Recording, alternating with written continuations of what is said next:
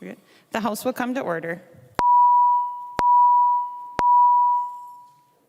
Prayer by the chaplain. Let us pray.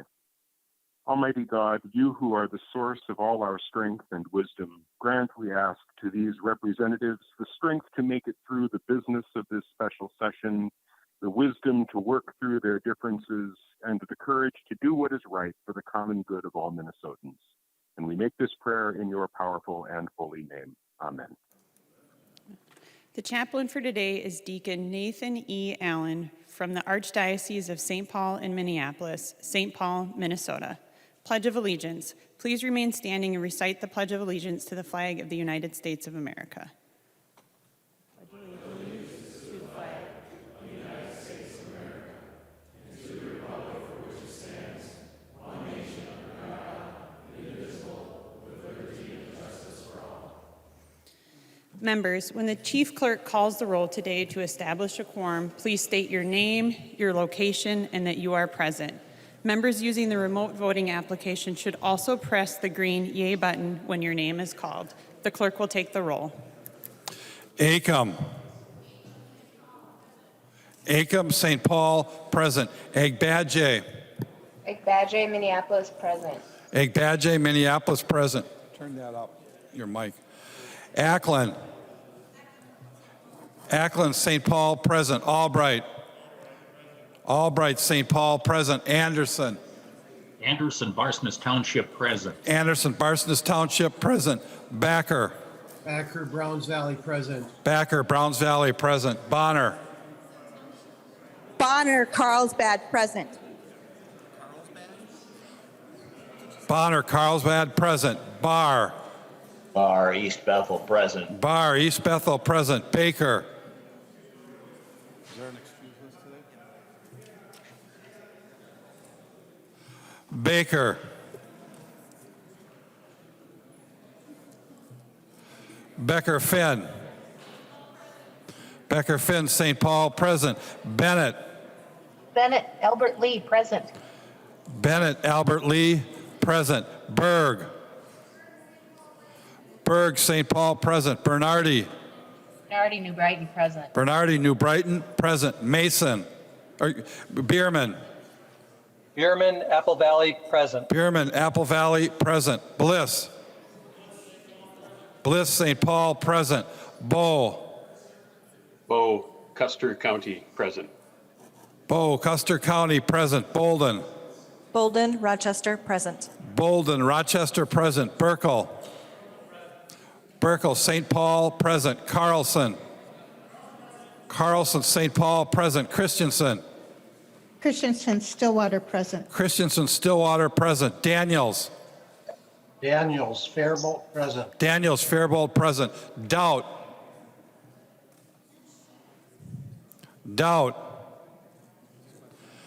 Davids, St. Paul, present. St. Paul, present. Davney, Minneapolis, present. Minneapolis, present. Damuth,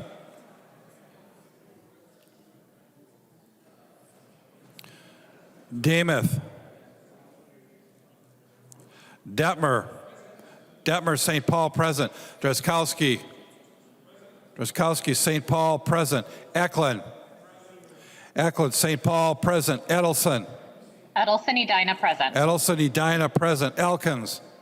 Elkins, St. Paul, present. St. Paul, present. Erickson, Princeton Township, present. Princeton Township, present. Feist, Minneapolis, present. Minneapolis, present. Fisher, St. Paul, present. St. Paul, present. Frankie, St. Paul Park, present. St. Paul Park, present. Franzen, Alexandria Township, present. Alexandria Township, present. Frazier, Hennepin County, present. Hennepin County, present. Frederick, Mankato, present. Mankato, present. Freiburg, Hennepin County, present. Hennepin County, present. Garofalo, Dakota County, present.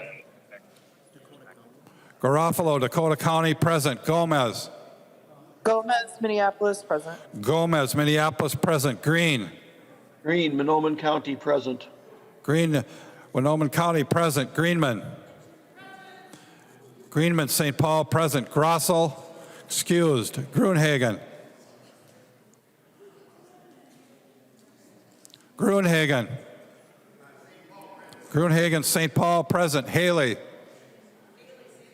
Haley, St. Paul present. Hamilton. Hamilton, Cottonwood County, present. Hamilton, Cottonwood County present. Hanson R. Hanson R, St. Paul present. Hanson J. Hanson J. Burnsville, present. Hanson J, Burnsville present. Hassan.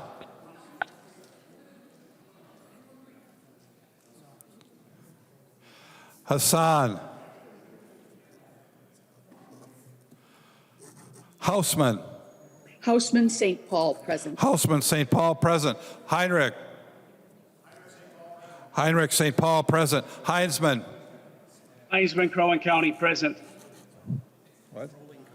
Heinzman, Crow Wing County present. Her. Her, St. Paul, present. Her, St. Paul present. Hertos. Hertos, St. Paul present. Hollins. Holland, St. Paul, present. Hollins, St. Paul present. Hornstein. Hornstein, St. Paul present. Howard. Howard, St. Paul present. Hewitt. Hewitt, Rosemount, present. Hewitt, Rosemont present. Igo. Igo. Johnson. Johnson, St. Paul present. Jordan. Jordan, Minneapolis, present. Jordan, Minneapolis present. Jurgens. Jurgens, St. Paul present. Keeler. Keeler, St. Paul, present. Keeler, St. Paul present. Keel. Keel, Hammond Township, present. Keel, Hammond Township present. Cleveland. Cleveland, Plymouth, present. Cleveland, Plymouth present. Kegel. Kegel, Spring Lake Park, present. Kegel, Spring Lake Park present. Katiza-Watun. Katiza-Watun, St. Paul, present. Katiza-Watun, St. Paul present. Kosnick. Cosnick, Dakota County, present. Kosnick, Dakota County present. Creshaw. Grisha, Morrison County, present. Creshaw, Morrison County present. Lee.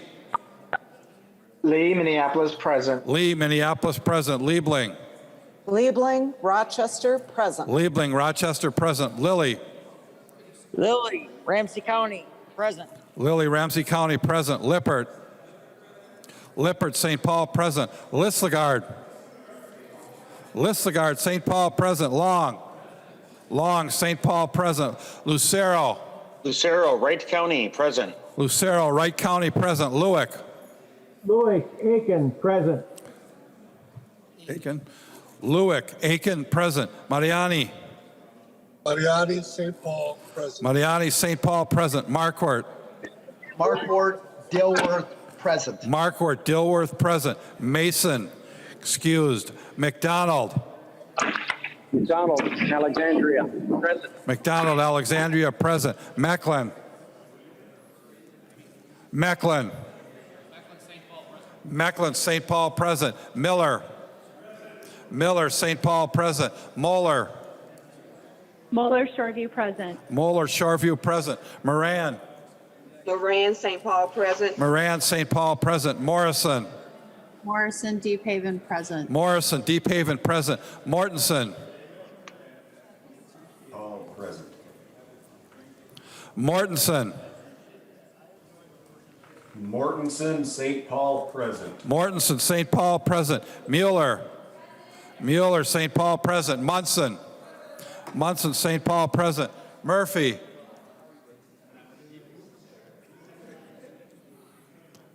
Murphy. Nash. Nash, St. Paul present. Nelson M. Nelson M., Hennepin County, present. Nelson M. Hennepin County present. Nelson N. Nelson N., Sandstone, present. Sandstone. Nelson N. Sandstone present. New Brindley. New Brindley, St. Paul present. Noor. No, Minneapolis, present. Noor, Minneapolis present. Novotny. Nevada, St. Paul, present. Novotny, St. Paul present. O'Driscoll.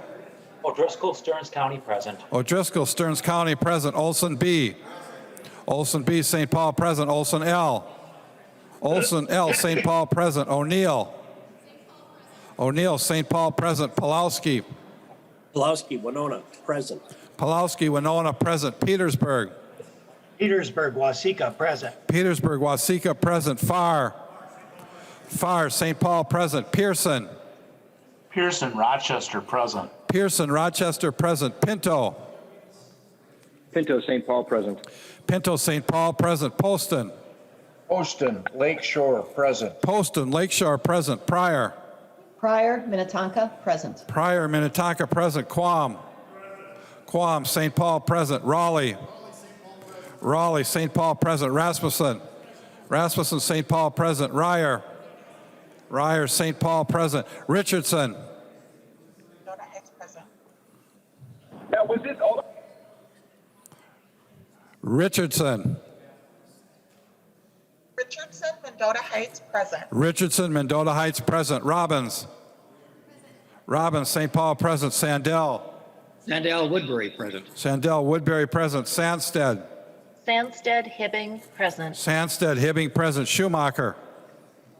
Schumacher, St. Paul present. Schumacher, St. Paul present. Schultz. Schultz, St. Paul, present. Schultz, St. Paul present. Scott. Excused. Stephenson. Stephenson, St. Paul present. Sundin. Sundin, St. Paul present. Swazinski. Swazinski, Ramsey County present. Swazinski, Ramsey County present. Tice. Tice, St. Paul present. Thompson.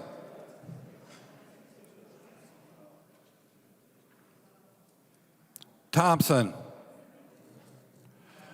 Torkelson. Torkelson, St. Paul present. Erdahl. Erdahl, St. Paul present. Vang. Bang, Brooklyn Center, present. Vang, Brooklyn Center present. Waslowick. Waslowick, White Bear Township, present. Waslowick, White Bear Township present. West. West, St. Paul present. Winkler. Winkler, St. Paul present. Walgamot. Walgamot, St. Paul present. Zhangjiai. J. St. Paul, present. Zhangjiai, St. Paul present. Zhang Ti. Zhang T. St. Paul, present. Zhang Ti, St. Paul present. Joachim. Joachim Hopkins, present. Joachim Hopkins present. Speaker Hartman. Speaker Hartman, St. Paul, present. Speaker Hartman, St. Paul present. Baker, New London, present. You can mark them in. Baker, New London present. Quorum is present.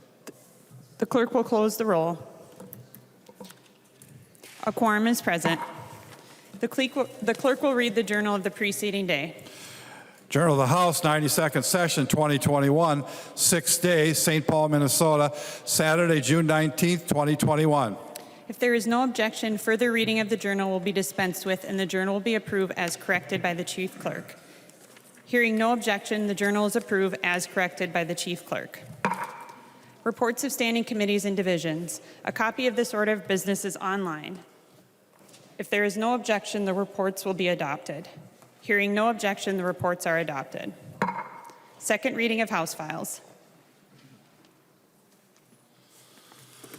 Second reading of House File number 10. Second reading.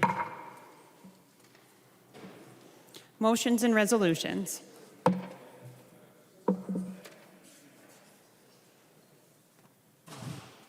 There are copies of the non-controversial motions at the desk and online. If there's no objection, we'll take action on the motions first. Hearing no objection, the motion prevails. The member from Hennepin, Representative Winkler. Madam Speaker, I move that House File 6 be taken from the table. Representative Winkler moves that House File 6 be taken from the table. All those in favor, please say aye. Aye. All those opposed, please say nay. The motion prevails and House File 6 is in front of the body. Clerk will report the bill. The clerk will report the bill. House File number 6, an act relating to commerce. There are amendments at the desk. Clerk will report the amendment through here. There are amendments at the desk. The clerk will report the amendment. Gruenhagen moves to amend House File number 6. The amendment is coded A7. I recognize the author of the amendment, Representative Gruenhagen. Well, thank you, Madam Chair and members. You know, I do have to just mention a little concern I've been having. before I start on this amendment. And that's, you know, when we get into amendments of mine, or I'm the next on the list to speak, for some reason, we either call recess or we table the bill. Now, members, on this particular amendment, I had one of my best presentations on the House floor ready to go when Majority Leader Ryan Winkler tabled the bill. Now, the sad part is, and I know most of you are going to be sad, I have forgotten half of it, okay? So I would like to amend the rules for next session that you cannot table a bill or recess when I'm the next speaker, okay? So I just asked for your consideration on that, Majority Leader. And Majority Leader Winkler, I know you didn't do it on purpose, okay? Although one time I talked to you and you said, yeah, I saw you were next on the list. Just kidding. Anyway, members, if you remember, we had a robust discussion on this amendment. We had quite a few members. Just a few of them would be Representative Nash, Representative Quam, and I can't remember some of the other ones, but a number of them got up to speak in opposition of this. So since that time, I did have another member who would like to speak to it. So, Madam Speaker, if I could ask Representative Munson to yield. Representative Munson, will you yield? He will yield. Representative Munson, or Representative Gruenhagen. Yeah, Representative Munson, I know you have some very strong convictions, not feelings, about solar. And this one speaks to solar on colleges and universities, so I'd appreciate your perspective on this for the members here on the House floor. Representative Munson. Thank you, Madam Speaker, and thank you, Representative Gruenhagen, for bringing forward this amendment.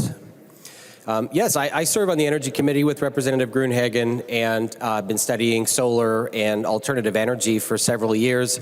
I was a member of the Energy Committee when I came into my first term, when we were in the majority under Chair Garofalo. And Representative Barr and I served in this committee. We went out to Nevada to study alternative energy and to study solar so that we could make really informed decisions on the Energy Committee. And we went out to the border of Nevada and California to Ivanpah Solar, this big industrial solar array where there was some 300,000 mirrors the size of garage doors sitting on these steel pipes buried into the Bureau of Land Management, or BLM land, out in the desert, where these mirrors would then move to reflect the light onto this tower that had water atop it, and it would generate steam, turn a turbine to generate electricity. And it was one of the biggest boondoggles I've ever seen. We went out there, and one of the first questions I asked is, doesn't the sand and dust from the desert sit on top of these panels every time you have a storm? The answer is, yeah, they do. That's why we have the squeegee squad that takes tanker trucks powered by diesel into California where they have water to fill up their tanker trucks, and they have an entire team of people that wash and squeegee off all of these 350,000 mirrors out there in the desert for their solar array. And of course, because it's BLM land, none of the cabling that goes between all of these solar panels could be buried, so it had to lay atop the sand, and it was degrading in the ultraviolet light. And I mean, think of that, 350,000 panels with all these big power cords going between. And then, of course, there's this rare endangered tortoise out in the desert that chews on these cables and is electrocuted. So they had a whole team of environmentalists that would go around and move these tortoises because they couldn't fence them out. That would be illegal. So they had environmentalists moving these rare tortoises around so they wouldn't chew on the cables for these panels. And then my wife, who came with me, and we paid our own way, by the way, we noticed there were broken fragments of mirrors all over the desert in this area. So I asked the person in charge of this facility, why are all these broken mirrors here? And he said, well, it's interesting. There's flocks of migratory birds that fly over the desert, and they look down and they see this sea of solar panels, and it looks like a lake. And so the birds come down to rest in the lake, and as they get close, they start to heat up because of all this energy being reflected onto this tower. And they actually start on fire while they're flying. They call them streamers. And this one facility in the middle of the desert where there's no water kills 60,000 birds a year as they fly down and smash and break these panels. So this facility is a good example of a boondoggle for solar. I'm glad to hear that recently the Ivanpah solar array was discontinued because it just didn't work. Solar is really interesting, it's fascinating, but it's not a solution for load-based power. And the reason why I've done a lot of research into solar and my objection isn't because of the technology is bad or that it doesn't have a place to generate a certain percentage of our electricity, and we welcome the competition into the entire energy package, but it's because of the supply chain for solar that has me so concerned. And studying the materials and the chemicals that are used to create solar panels in the way that they meld these toxic chemicals into the panels that can't be recycled, and that we create these arrays of solar panels, hundreds of thousands of them in some instances, where a tornado can come through and wipe out an entire industrial solar array, and you can't recycle these products, and it leaches these toxic chemicals into our soil. Also, in China, as Representative Franzen noted earlier, China has rounded up almost 1 million Muslims, Uyghurs, of their ethnic minority, and put them into concentration camps where they force them to labor manufacturing solar panels for the US market. So what are we doing about it? Are we stopping this genocide in China? No. The state of Minnesota is going to vote to fund these forced labor camps in China and creating an environmental destruction in developing nations because they're using toxic chemicals that permanently poison the earth. So in order to save the environment in the United States, we are destroying the environment in third world countries. That hypocrisy is laced throughout this commerce bill. But for me, having children and wanting to teach them how to be better stewards of our land, to see solar panels put on atop learning institutions in this country is really disgraceful. Until we address the government's support of slavery and destroying the environment in developing nations, solar panels are going to be the black flag of racist policy and of destroying the environment in other countries so that we don't have to look at it here. People can feel better about themselves by putting these black flags to environmental destruction in third world countries, human rights abuses that happen overseas, dumping tons of toxic silica tetrachloride in a third world country so that we can feel better about ourselves here. And the solar panels don't last forever, especially in the upper Midwest where we have a freeze-thaw that destroys the surface of these solar panels. The aluminum frames can be kept, but the solar panels are just scraped off the top, shoved into a shipping container, and sent over to a third world country where they're just dumped in a landfill. This is terrible behavior by environmentalists in this country, but you know what? The lobbyists, they love green energy. They love your tax dollars being taken and given to them to create an energy, and they talk about the amount of megawatts that they have as a capability, but only 18 to 20% of the actual megawatts will hit its peak, and we're left with a power source that only happens when the sun shines. And in order to accommodate the solar panels' inefficiency that's on our universities, we must put into standby a natural gas-fired power plant so that when there's a cloud overhead, this natural gas power plant can immediately start up to cover the lost energy that we're relying on for solar. And the blast furnace that this natural gas has, it's like a jet engine on an airplane and extremely inefficient. Extremely inefficient. We have high efficiency natural gas plants, but they must be fired up and kept mostly continual. these blast furnaces that turn on in a second or two, they're so inefficient that they put out, on a moderately cloudy day, more carbon than we're offsetting with the solar. So we're actually creating more carbon output because of putting solar into production. So this is what we should be teaching our kids about the economics of solar. And instead, we're putting solar panels on our roof and lying to the children. It's the same type of thing of putting lithium-ion batteries or electric bus batteries in school buses to run electric school buses. And instead of teaching our children about the 40,000 children that are enslaved in the Congo mining cobalt to build the batteries, and the environmental destruction in China from the rare earth magnets, or the neodymium that's mined, that's left a 5.5-mile toxic slough in the city of Batao in China in order to make the products that the children are riding on, we teach the children that they're saving the environment. So this hypocrisy is throughout this bill. It's why I'm going to be voting no on the bill, but I thank Representative Gruenhagen for bringing forward the amendment to at least get these stupid flags to racism and slavery off of the top of our learning institutions. So thank you, Madam Speaker, and thank you, Representative Gruenhagen. Representative Gruenhagen. Well, thank you, Madam Speaker. Yeah, there's a couple other reps that would like to speak to this. Madam Speaker, if Representative Shane Mecklin would yield for a question. He will yield. Representative Gruenhagen. Oh, thank you, Madam Speaker. Yeah, Representative Mecklin, you were on the Energy Committee, and evidently you have a perspective that you'd like to share on this. Please do. Representative Mecklin. Thank you, Madam Speaker. Thank you, Representative Gruenhagen. I do. As I mentioned the other night, during the 2019 polar vortex we went through, this comes from the engineers at Xcel Energy as well as a couple others. 6 weeks and 5 days, not a single watt in Minnesota was produced. They were covered with snow from a repeated little 2-inch snow events every other day.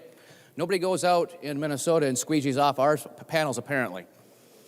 Another question that I have is, we have a lot of these solar arrays currently in Sherburne County and around the area, and many, many more acres being proposed at this time, about almost 5,000 acres. If you drive around right now, we heard plenty the other night on the ag bill about this drought and how it's impacting the crops. If you drive around my district right now, because the vast majority of it is irrigated, those crops are actually thriving. How many of these acres are we going to cover up with solar panels? Everybody knows America feeds the world. How many hundreds of thousands of acres are we going to cover with solar panels and basically turning these acres into nothing productive for food anyway? You know, and as far as Representative Munson talked about the chemicals in these things, I have a large state-of-the-art recycling facility in my district. I've talked to them about, have they done any research into it, trying to figure out if there's a way to recycle these things? And they are working on it. They have heavy, heavy research because they realize the problem, because there is no end-of-life plan for these things. From what they explained to me, is there is so much bad in them that the little bit of good that you get out of them versus the amount of bad you're stuck with, and what do you do with the bad, because now it's their problem if they have it. And not to say they're not going to continue to try. I'm sure they would love to be able to figure it out. But right now, this is a very, very large problem. You know, I'm a big fan, and you're going to hear more about this. You're going to hear about it all day from me. We need this, all the above approach. We need coal, we need gas, we need everything. But the reason they lean on natural gas is because it can throttle up instantaneously when the sun goes down or the wind stops blowing. It's a very rapidly responsive. Yet now, apparently you don't even want that. I just cannot emphasize enough. Apparently blackouts and brownouts are the new norm, or we're going to be seeing in Minnesota at the rate we are going. I hope we can look at this a lot further going forward and take an honest, serious look at this. I know people are buying whole home generators out of concerns for this. In fact, just this weekend, a relative of mine who lives in Texas, he works in the energy industry, was up visiting. This was a big part of our conversation, the debacle in Texas. Too much reliance on renewables, and look where that got them. Thank you for the question, Representative Gruenhagen, and thank you, Madam Speaker. Representative Gruenhagen. Well, thank you, Madam Speaker. Yeah, Madam Speaker, I thought we were picking up right where we left off, which had been where they came back to me for final comments, but I'll yield the floor if you would recognize a couple other members who do want to speak to this, and then come back to me later. I know Representative Raleigh and Representative O'Neill would both like to speak to this, so. Members, thank you, Representative Grunet. Members, I'll just remind you can press your request to speak button if you're voting virtually, or if you're in the chamber, you can rise if you would like to speak, as we have done in the past. So with that, I have the member from Wright, Representative O'Neill. Thank you, Madam Speaker and members. So I'm reading through this provision on page 7, and I'm a little bit confused by the language, Madam Speaker. It says it's financial assistance to schools that are state, college, and universities, that are state, colleges, and universities. And I'm not quite sure, being the lead on higher education, if that's referring to the Min-State system or all colleges and universities in the state of Minnesota. And I'm wondering, I believe Representative Long might be the chair for that provision. I'm wondering if he would yield to just clarify that. He will yield. Representative O'Neill. So Representative Long, I'm just wondering if you could explain, I'm just legitimately confused as to who that's referring to on line 7.5 through 7.6, if you could clarify. Representative Long. Thank you, Madam Speaker. Thank you for the question. So the intent is for it to be for state colleges and universities, not the University of Minnesota system. Representative O'Neill. Thank you, Madam Speaker and Representative Long. So I'm assuming you mean the Min-State system. Okay, very good. So the Min-State system. And so the other thing that I'm confused about is there isn't really any language in here as far as, is this something that we're expected for them to put on the rooftop of buildings or on the ground, or where exactly these solar panels should be positioned? And there's a big reason why one is preferred over the other. So when we have stationary rooftop panels, that is the least efficient way, as you know, Representative Long, to actually capture energy in that way, capture the sunlight and capture energy. When you have something on the ground, you can do things like follow the sun and things like that. But then on college campuses, specifically the 37 Min-State colleges and universities, it becomes a bit more problematic because they don't have a lot of land. I went to Bemidji State University, and that is one of the largest campuses by acreage.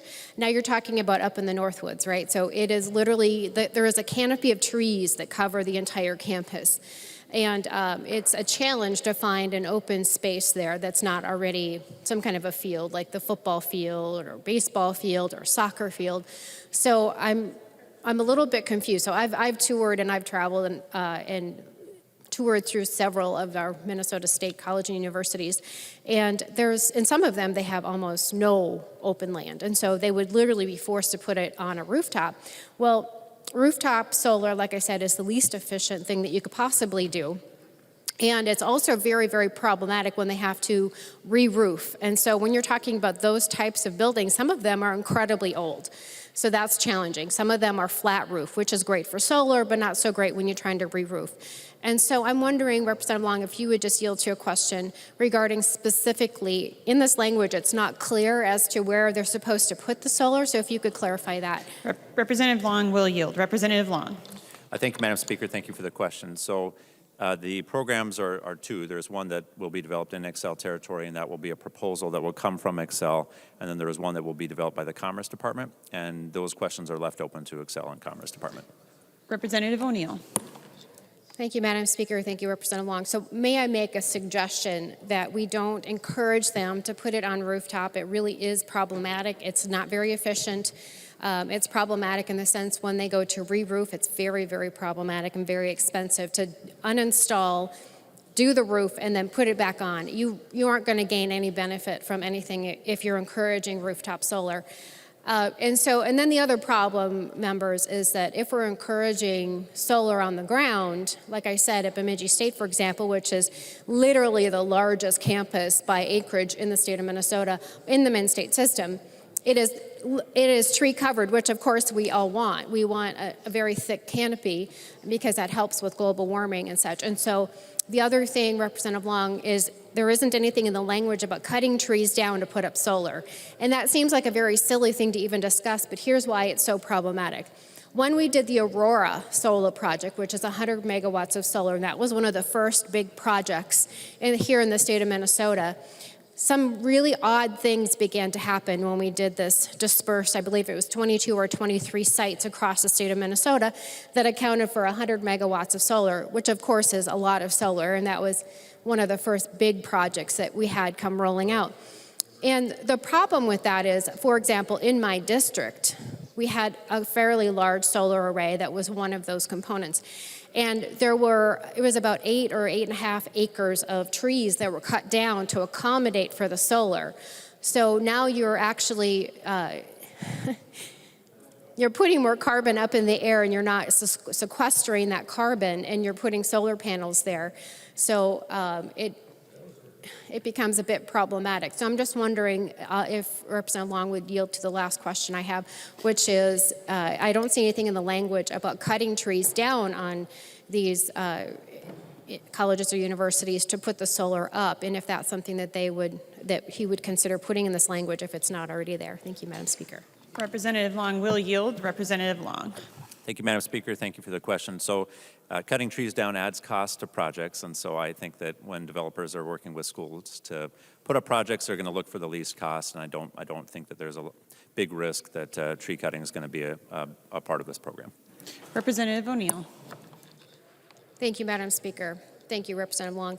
So this is a concern to me as the lead of higher ed. It's $1.2 million to the Min-State system to put solar somewhere. We don't quite know where, if it's on rooftop or if it's on the ground, if they're going to cut trees down, if they're not, exactly what they're going to do. It also becomes more expensive the further away you get from like a transfer station and things like that. So you've got the hookup costs, for lack of a better explanation, of that solar array.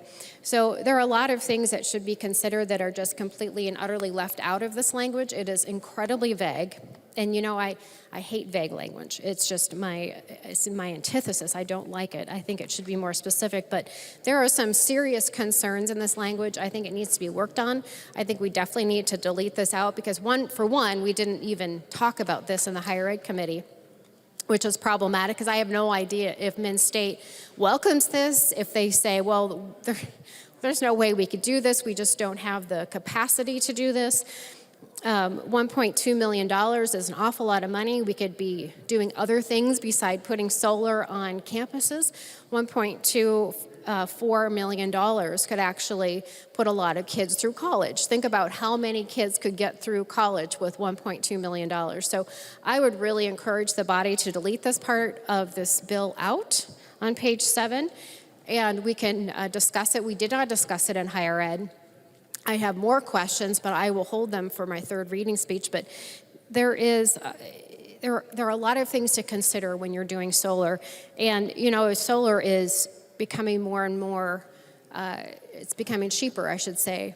And we can get it down to even less than 5 cents per kilowatt hour when you do it right. And there is no guarantee that this will be done right. If you look at the community solar garden just as a point of reference, that's over 12 cents per kilowatt, which is more than 4 times higher. So there's all kinds of ways to do solar. Solar is not equal. Just because it's solar doesn't mean that it's efficient. It doesn't mean that it's cost effective. It doesn't mean that it is going to do what you think it's going to do. Another problem when you have solar on rooftops is any existing shadows that come across, whether it's from large trees like Bemidji State or other things, buildings that block the sun. So, there's a lot to think about, and I really think this deserves a discussion in both higher education and probably in the Energy Committee. So, thank you, Madam Chair. Madam Speaker. The member from Lyon, Representative Swazinski.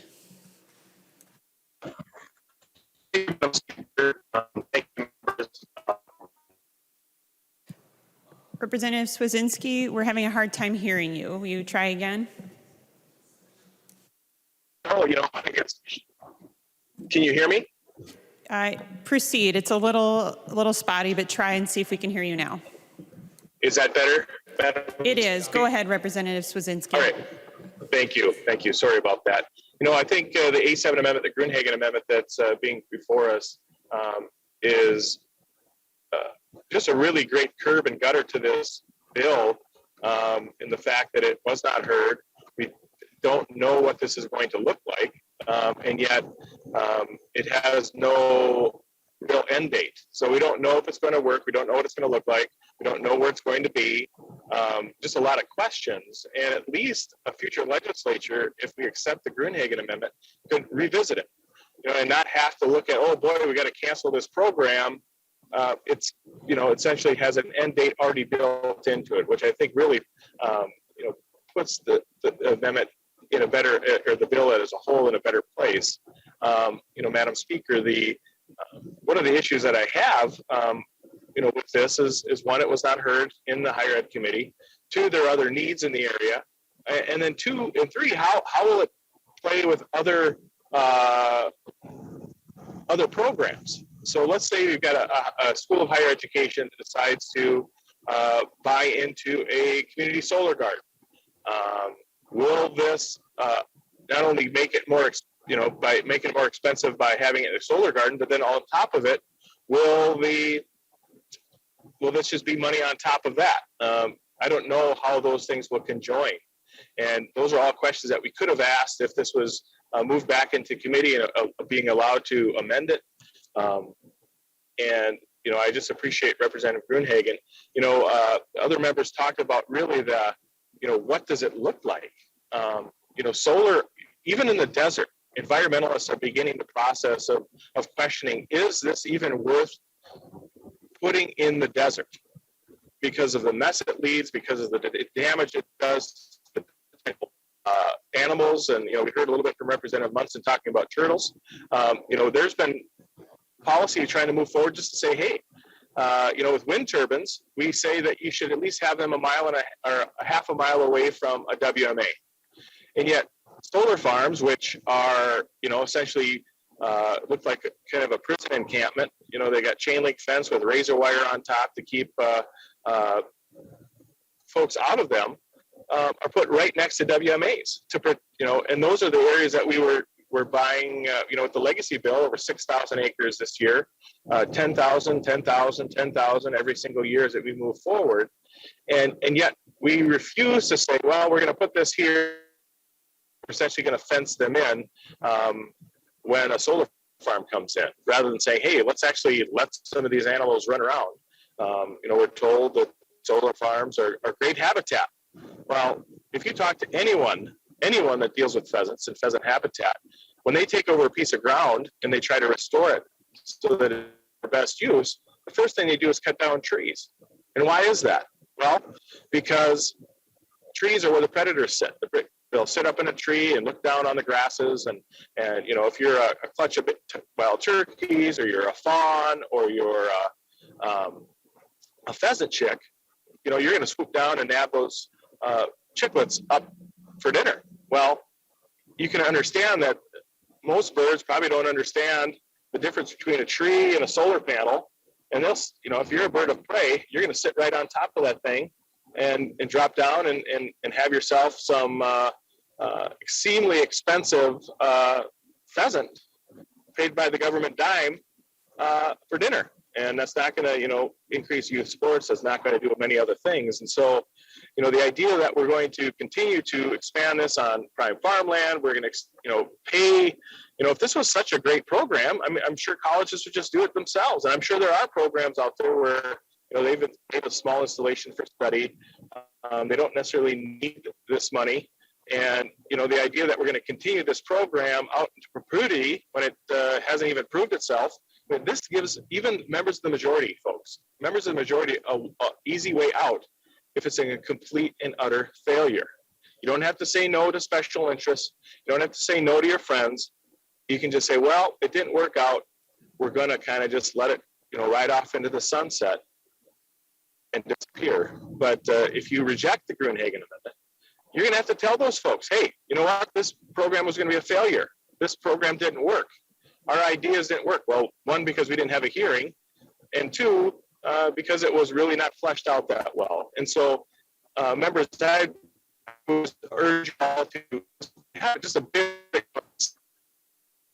amendment and just at least put just a little bit of a curb on this so that a future legislature can at least make it easy for them to pull the plug on potentially a bad program. Thank you, Madam Speaker. The member from Hennepin, Representative Acomb. Thank you, Madam Speaker and members. And I rise today to offer my opinion about the Gruenhagen Amendment. We heard members speak about droughts and polar vortex, and we also heard recognition of climate change. And the science tells us our climate is changing.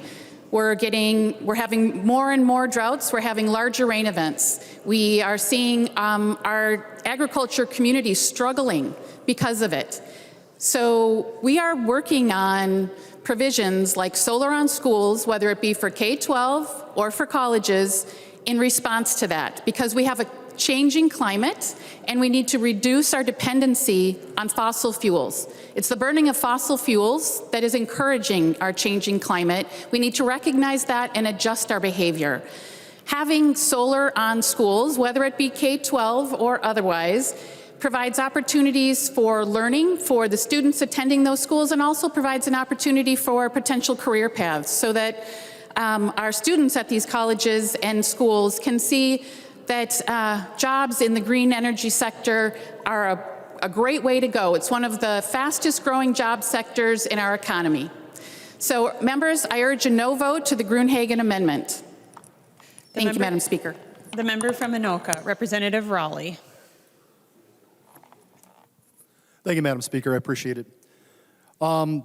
Specifically along this line, as we're taking a look at this particular amendment and how it's going to affect us, I go back to a statement my dad used to make. You know, you can get as nervous as a long-tailed cat in a room full of rocking chairs. And I want to talk to you about the tails that we're really concerned about right now. Specifically, the ideas that we've got on creating a better environment, and doing so in a forward-looking way is something that we as a legislator should think about. We do have environmental concerns, and we want to make sure that we are future-proofing our environment and our government. And I just want to caution the body, as we take a look at how this legislation affects us, what happens in these tails long-term. So in Europe in 2017, there were 43,500 tons of what's called PV waste, or photovoltaic waste.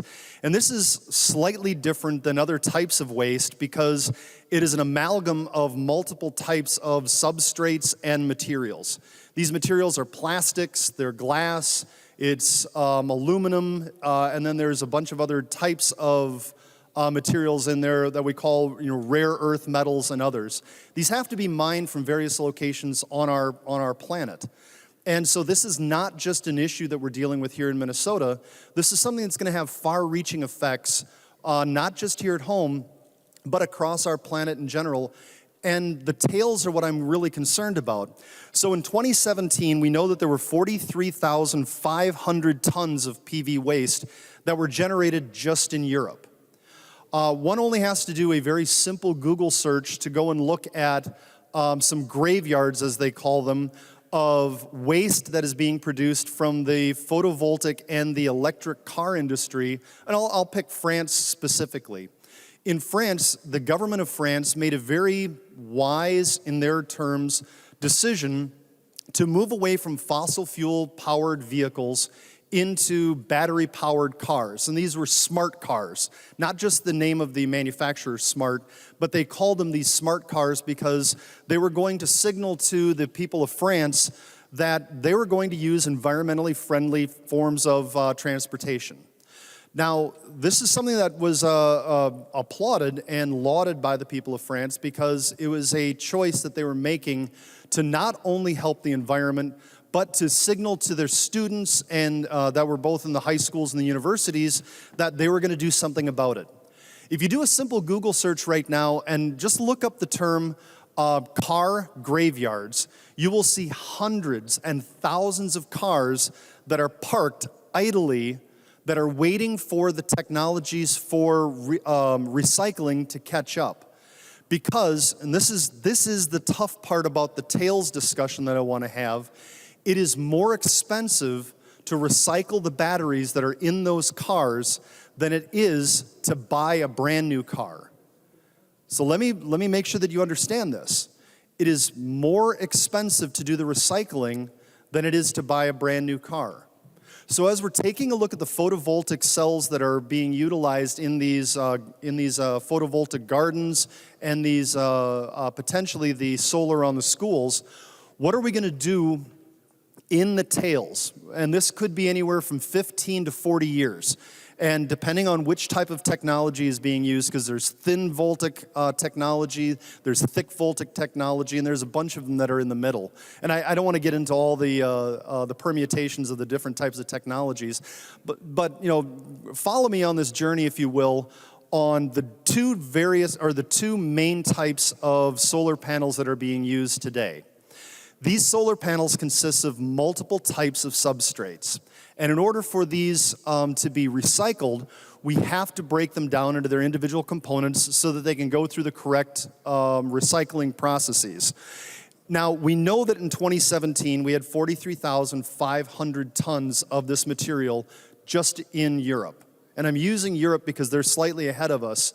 And the great part about having these experiments globally is we can see what works and see what doesn't. And I'd like to use this as an example.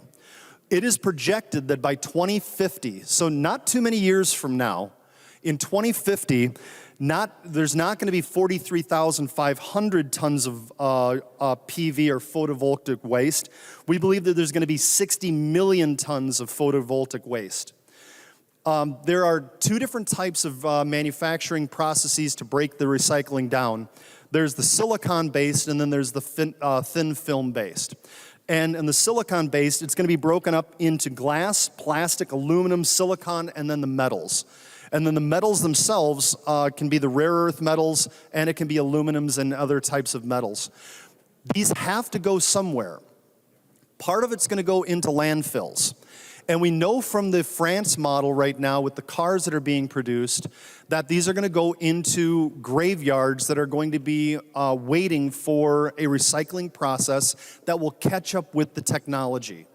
So now, going back to an industry that I've been in for the last nearly 30 years is the high-tech industry. I used to work for a company called Control Data, and we built what are called mainframes. These mainframes, believe it or not, used to take up just huge rooms in order to have our cooling towers, in order to have our front-end processors, or what we called FEPs, and then we would have our processors themselves and storage units. Just to tell you a little bit of history as far as electronics are concerned, what we used to store in entire rooms, we can now store on a small device like a cell phone. It used to be we had desk-size hard drives that would hold up to a gigabyte of information. Actually, at the beginning, it was actually a couple megabytes. And we've got some pictures, and I know we can't show things on the floor, but it would be surprising if you, or I don't think it would be surprising if you do a real quick Google search on the size of like a Cyber 360 mainframe from IBM or from Control Data. These mainframes themselves are very, very large computing devices. The reason I mention them is because our approach to recycling was to take these mainframes, move them out of the state of Minnesota, and put them into the desert, where they're sitting in computer graveyards right now.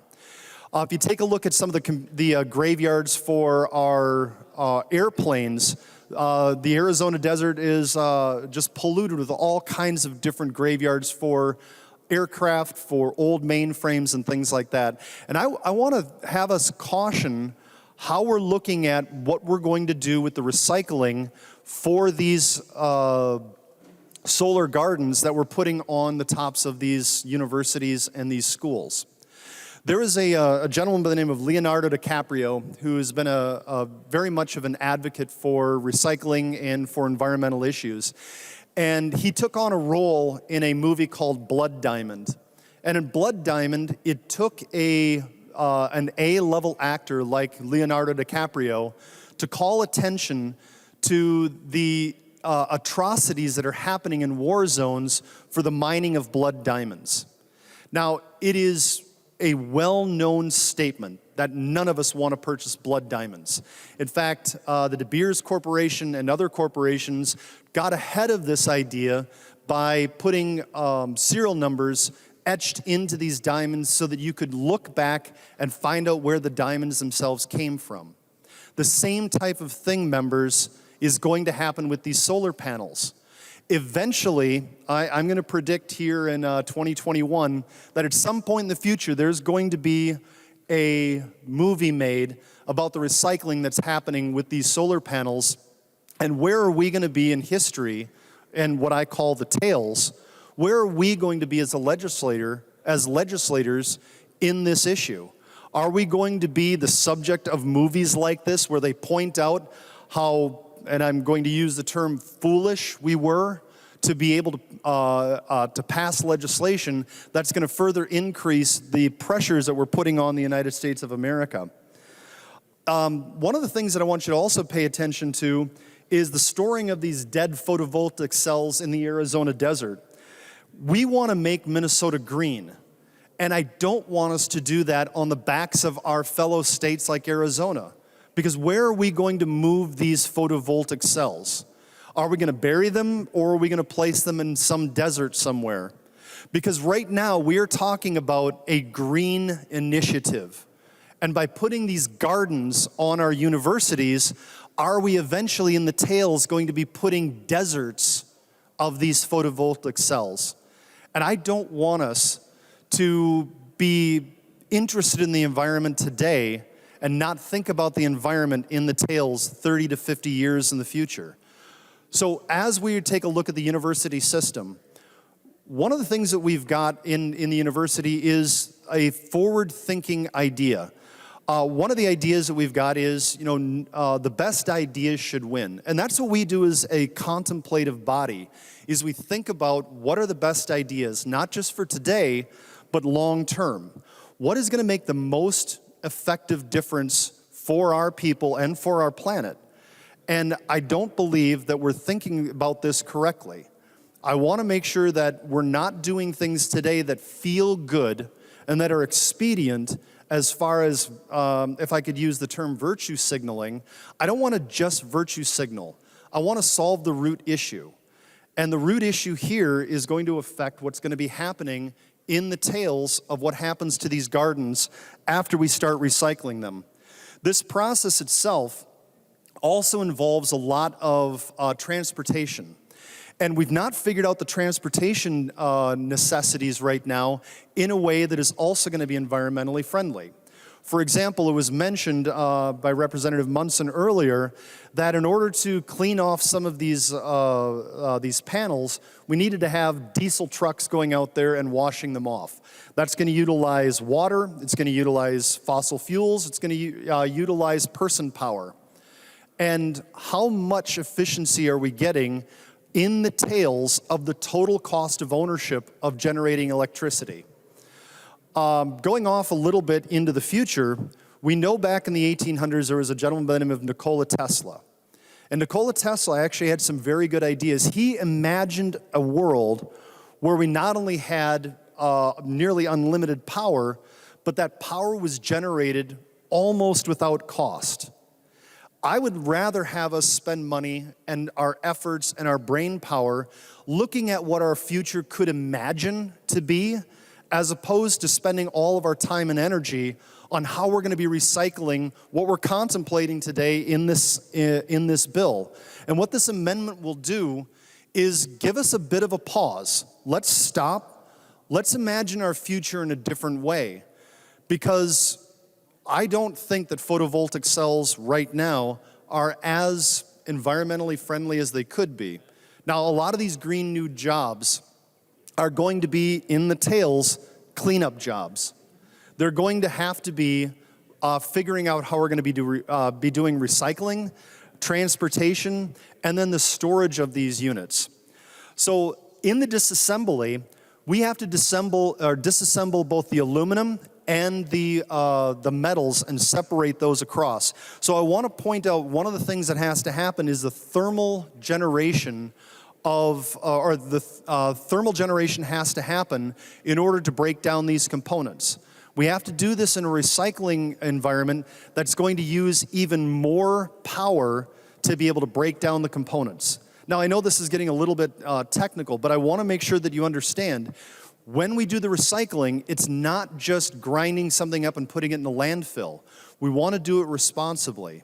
And the technology itself, I don't believe is there. We merely have to look at France and their car graveyards to look at what's going to happen with these solar panels. Now, we can also argue that we could utilize wind generation to be able to offset some of the power, as Representative Mecklin pointed out, when we have periods where these photovoltaic cells aren't generating electricity. When that happens, what are we going to do in order to generate electricity to be able to have these offset periods have power? Because it is truly a life and death question here in Minnesota. We have times during the winter where it is 30, 40 below outside, and we don't want those temperatures to put our people at risk. And I believe that relying on technology that is not ready for prime time is going to put us at risk. And it's not just that these photovoltaic cells can't generate electricity, they can. But in the tails, which is what we're concerned about, how do we get rid of this technology and replace it with something new? I read a few months ago about the birds that were being killed by these large solar array panels. Now, this is a slightly different pattern. Photovoltaic cells generate power directly from the sun. These towers that are out there in the middle of some of these deserts take solar power and point it at a central tower, and they boil the water. Now, it's interesting that all of our electricity, all of our power here on this planet eventually comes from the sun. I think more technology and more effort should be put into our university systems to think about how the next generation of power generation is going to be put together, instead of spending this money right now on putting something in place that's going to cost us, and I don't know the numbers, and I'd love to find out, what does it cost us in the total life cycle of ownership for generating power versus the total cost of power generation in order to recycle these particular photovoltaic panels? So it's not just about having the money to be able to put these panels on our university roofs. It's about what messages we're sending to our university students and to ourselves about where these materials came from in the first place. And I would submit to you that you've heard over the last several hours of testimony from our side that we need to pay attention to what message we're sending not only to the people of Minnesota but to the rest of the world. Are we entering into a situation where they're going to make movies about blood panels like they made about blood diamonds? We should not be sacrificing our morals and standards just for a little bit of power. We can do better. And I think our efforts should be put into doing better than doing what is most expedient at the moment. So therefore, members and Madam Speaker, I would request that you all vote yes on this amendment. It's the right thing to do, and I want to make sure that we're doing things that are going to help all of us long into the future. Thank you, Madam Speaker. The member from Hennepin, Representative Long. Thank you, Madam Speaker. We've been talking quite a lot about the solar and schools provision today, and I guess back on Thursday when we started this debate. And I'm hoping that the public is listening to this debate because this is probably the most popular provision in the energy bill. This provision, the solar and schools provision, was bipartisan. It was authored by Senator Miller, Senator Rarick, Housley were co-authors on the bill in the Senate. The adding of the MnSCU system under the bill was a Senate proposal from Senator Senjum. This is about as broad and popular a provision as you could find to put solar energy on our schools to help them reduce money for the second largest cost that most schools have.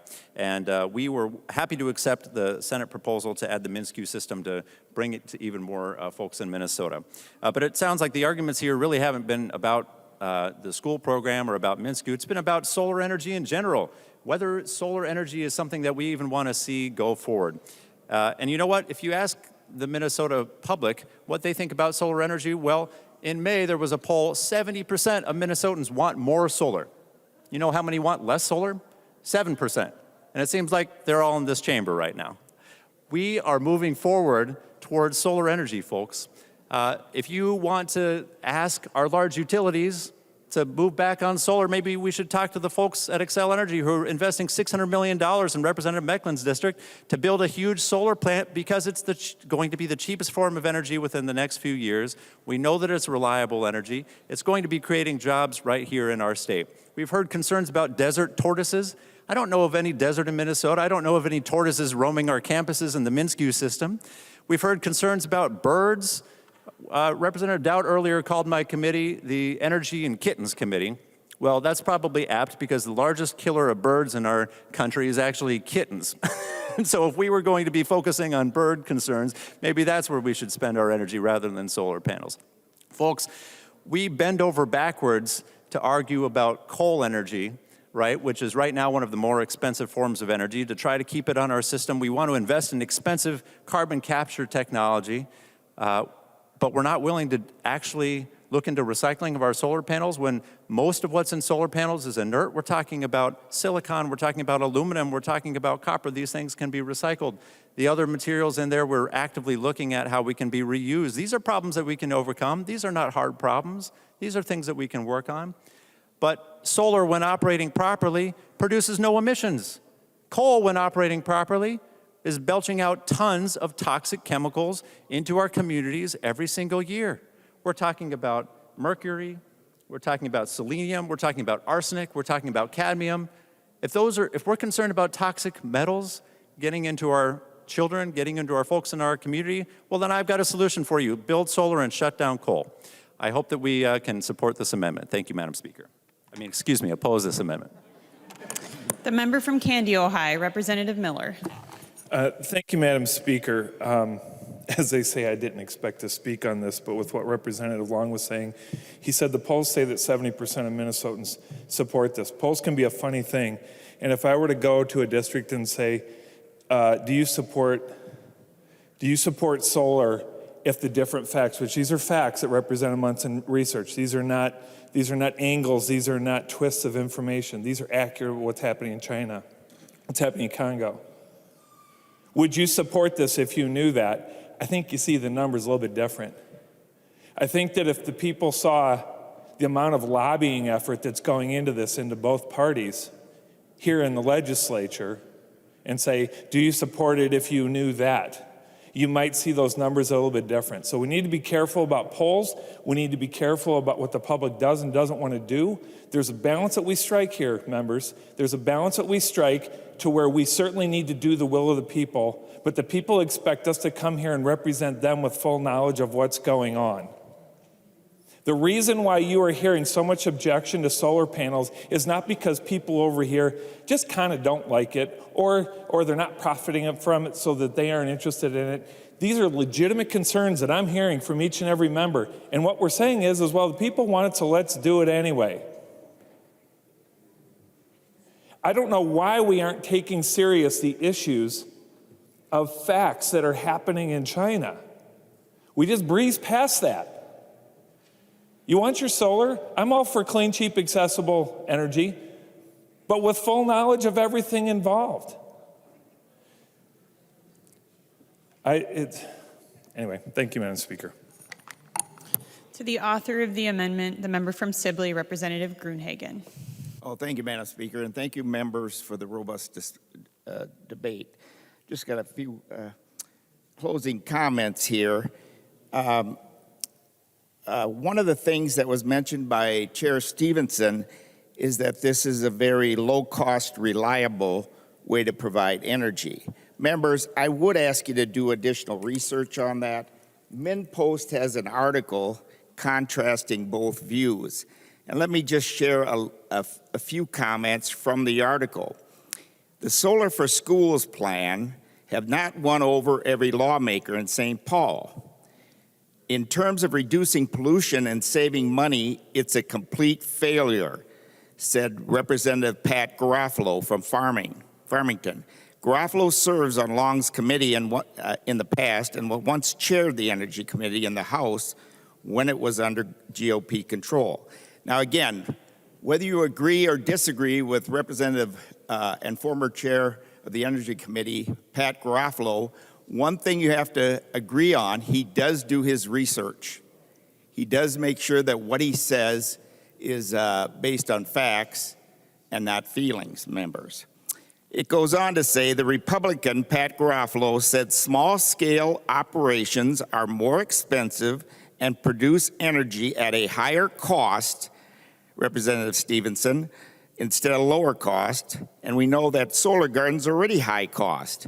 While an individual school may save money, Garofalo said the mechanics of some of the system force XL Energy to purchase some of the solar power from schools and at a retail rate higher than it costs to get energy from typical large-scale source. That would make energy more pricey for everyone, he went on to say. Encourage you to read this. So the idea that it's cheap, inexpensive, and efficient energy is, according to a former chair of the committee, a complete falsehood, okay?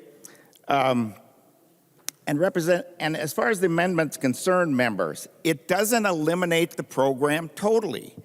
All we're trying to do is eliminate the tails. Right now, it goes into the base, according to the bill on line 7.12. And we're just saying, hey, let's sunset it, give it 1 year. I'd prefer to eliminate it, but I'll compromise, okay? Give it a year and see what the results are. Again, the 1.3 million are coming out of the XL RDA fund, according to the information I have. And again, that's paid for by the ratepayers. And as your universities and colleges save money, the power companies are going to sell less electricity, so then they're going to be forced to raise rates on businesses and citizens in where this occurs, members. The other thing I just want to say is this is another example of government subsidy choosing winners and losers. You know, we had testimony from Representative Nash, who sat on a college board, and they looked at solar, wind, and geothermal. And they decided to go with geothermal. Now, what government's doing, rather than taking away personal choice based on economic reality, government's coming in under socialism and saying, hey, do it our way with 1.3 million, and we'll subsidize it. Members, this is why this doesn't work, okay? Because 99 times out of 100, government subsidizes something that is not the best solution and doesn't recognize technological advances. Allow local people to make that decision, and they will. So members, again, you're making things worse, not better. And as far as climate change is concerned, and Representative Acoma mentioned that, you know, the climate changes every day all over the world. Secondly, in the 20th century, the warmest period of time in the 20th century, confirmed by scientists, is the Dust Bowl years in the 30s. That was the warmest period of time. And remember, members, in the 70s, what did we see major news outlets tell us? We were going to freeze to death, okay? Now they're telling us we're going to sweat to death. Maybe we should take those reports with a little bit of a grain of salt.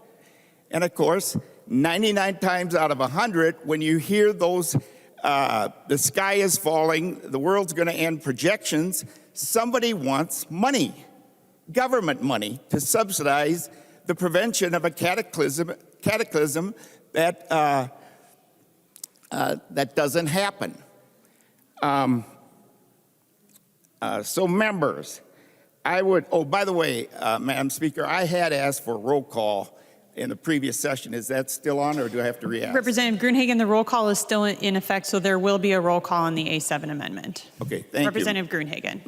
Madam Speaker. You know, the other thing that Representative, I think, Swedinsky brought up, and I would reiterate also, that in these committees, a lot of the testifiers for these bills stand to make money on the passage of the bills and the government subsidies.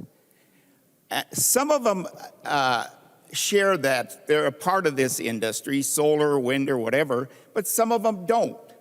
And you do begin to wonder how much of the testimony is warped because they know there's money to be made in the future. You see, the love of money can warp a person's perspective on a particular legislation.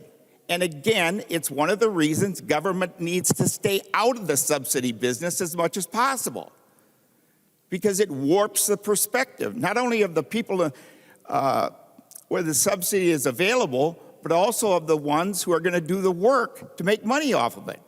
And the other thing that happens when government money shows up, which I mentioned before, the price of everything goes up artificially. And I could give you more examples, but I think you get the point. So members, we're not ending the program like I would like to do. Members, I am simply ending the tails so that in a year from now, we can look to see how the program is actually operated. It's a compromise. So voting for this amendment is a compromise. So members, please vote green on this amendment. Thank you. Is there further discussion on the A7 amendment? Seeing none, the clerk will take the roll.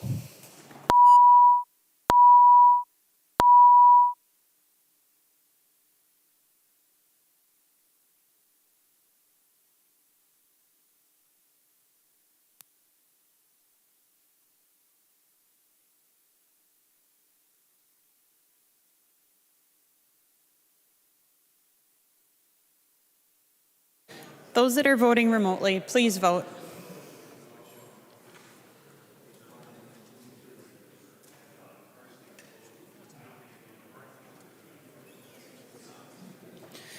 Will the clerk call the names of all those members who haven't yet voted?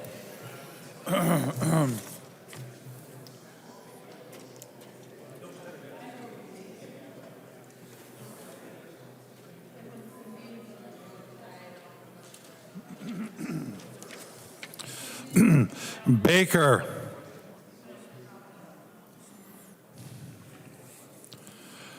Baker. Christensen. Christensen, no. Christensen, no. Davids. Vote aye. Davids, aye. Daphne.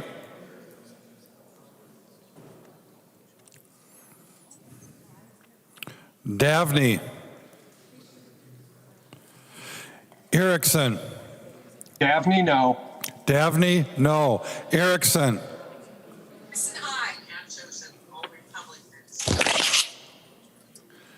Erickson. Erickson, aye. Erickson, aye. Hamilton. Hamilton, aye. Hamilton, aye. Hassan. Hassan, no. Hassan, no. Hausman. Hausman, no. Hausman, no. Her. Her, no. Her, no. Cagle. Cagle, no. Cagle, no. Katiza Watun. Katiza Watun, no. Lily.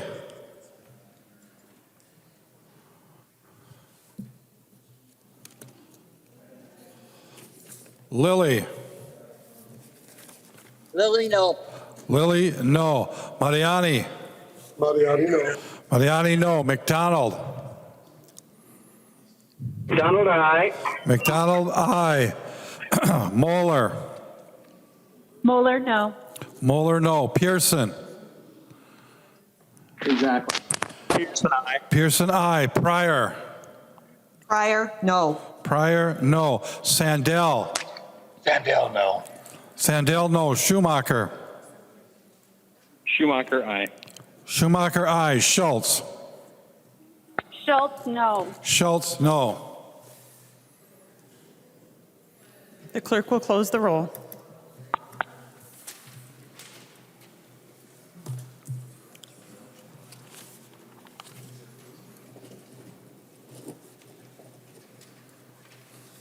There being 60 ayes and 68 nays, the motion does not prevail and the amendment is not adopted. There's an amendment at the desk. The clerk will report the amendment. Swazinski moves to amend House File Number 6. The amendment is coded A8. The member from Lyon, Representative Swazinski. Thank you, Madam Speaker. Thank you, members. Just appreciate the opportunity to put the A8 amendment before the body, and I would ask for a roll call. A roll call having been requested, seeing 15 hands, there will be a roll call. Representative Swazinski. Thank you, Madam Speaker. Thank you, members. This amendment really gives the legislature, I believe, as a whole, both Republicans in the Senate, Democrats in the House, an opportunity to save themselves from themselves.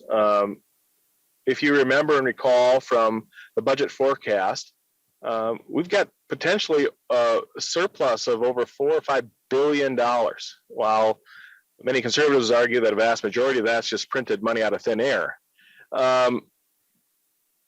A big argument made by Republicans is that we do not need to raise taxes, raise rates in a time of surplus. And yet this program, which is new, which will be levied upon the ratepayers, I believe in Excel territory, will raise their rates by over $10 million. Members, I want you to remember one thing.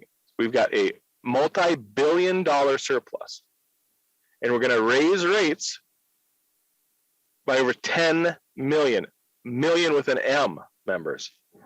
And in a time where families are being crunched with higher energy costs, where gas is going up at the pump, where it's tougher and more expensive for people to drive to work, to feed their kids, inflation by most accounts is running rampant.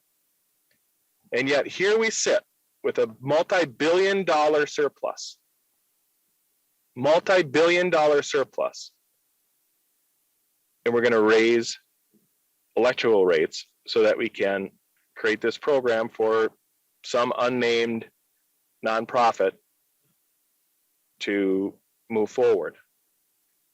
While these things are all well and good, folks, I would argue that if you were contemplating whether or not to vote for this bill as a whole, the commerce portion and the energy portion, this section by itself, regardless of all the other provisions, if my amendment fails to go on and delete this portion of the bill, would be worthy of a red vote as this bill as a whole. Folks, I haven't been around any kitchen table visiting with people who say, you know what, I am just looking to spend more money on government.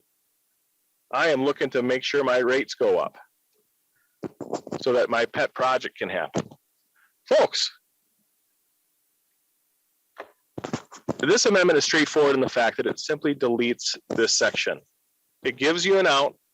It allows ratepayers to keep their rates low. And the argument's going to be, well, we don't know what the next program is going to be. We don't know how this is going to save money.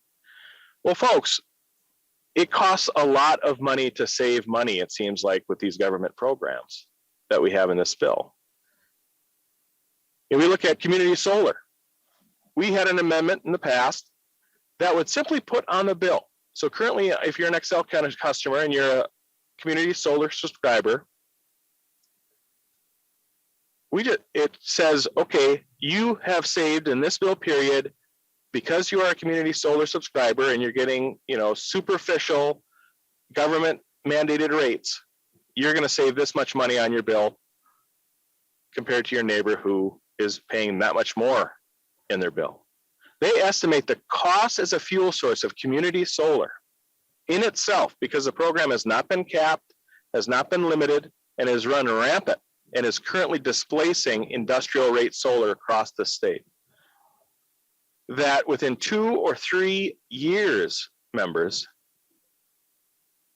the cost of the fuel source of a community solar garden will exceed the savings. Will exceed the savings, members.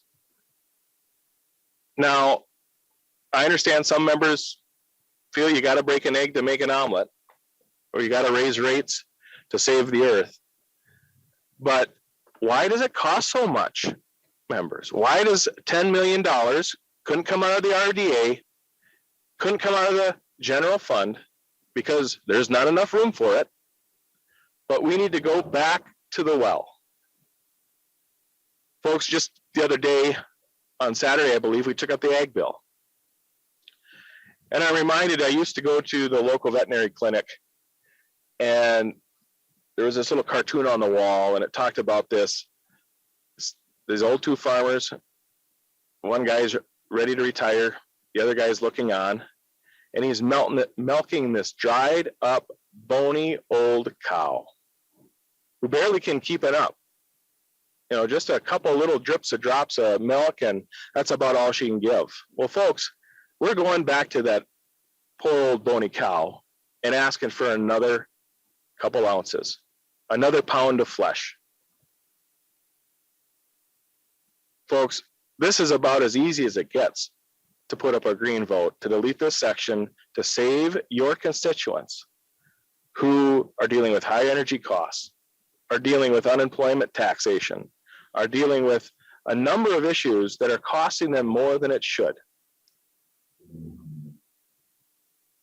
Members, it was talked a little bit about, you know, all we do is we send our recycling when we build solar panels or we build these different things, and we use them up, and we get all the natural resources from a third world country, and then we send them back for recycling when we're done with it. Well, folks, the economic policies this administration is taking up, the Biden administration, whether it be on energy, whether it be on taxation, whether it be on regulation on business, but regulation on families, is going to turn us into a third world country, members. And we have to learn to say, no, enough is enough. Let's leave the old bony cow alone. Let her fatten up a little bit. You know, we just got through a major drought over the last year from the economy, a major drought. And that old cow, she couldn't go out to the pasture and eat that lush grass. That business owner couldn't go out and bring customers in because Governor Walz shut the paddock gate, wouldn't let her out there, wouldn't let those customers come in. And yet here we come.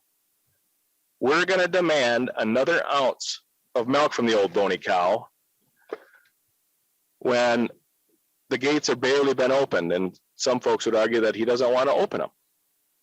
And so, members, this is a great opportunity to just stand up for your constituents for lower rates, regardless of what the program does. I'm not even going to make the argument.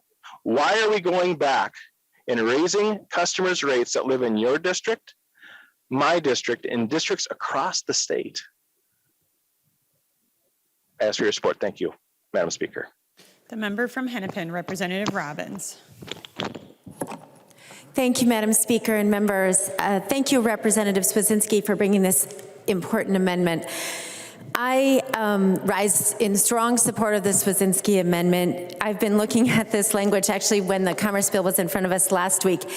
And many years ago, members, I was the head of the Pork Busters Coalition in Congress, working for then Representative Tim Penny and Representative Harris Faywell.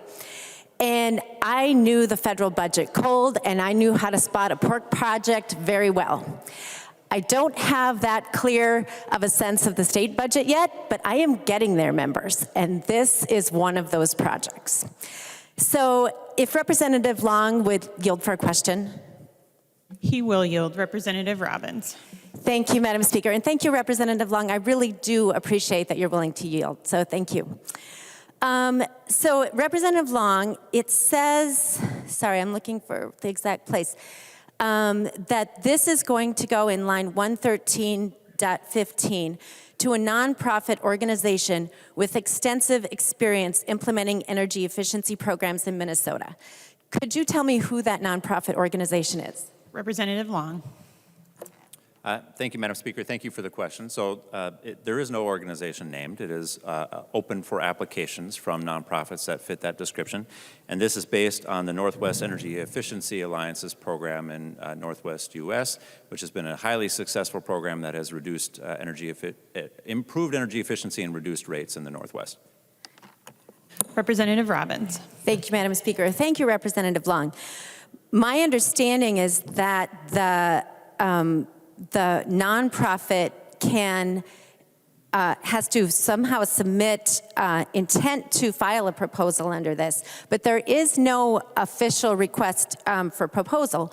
So how will nonprofits learn about this other than maybe having insight that this particular very small section of the bill they've heard about somehow?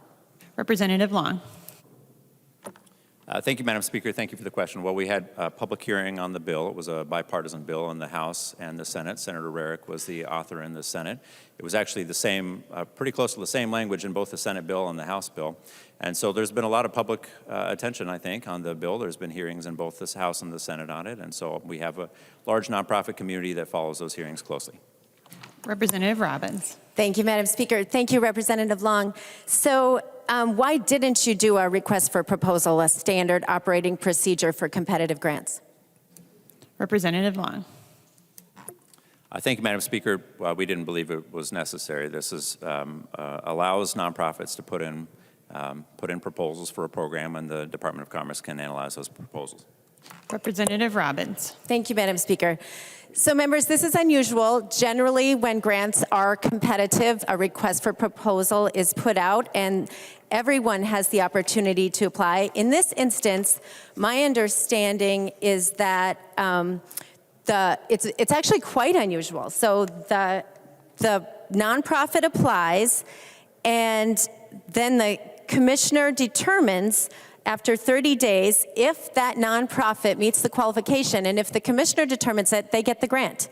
And then on receiving determination that this is going to happen, then the said nonprofit must engage with interested stakeholders on the attributes of the proposal, and then there's a whole list of things they have to discuss with interested stakeholders. And then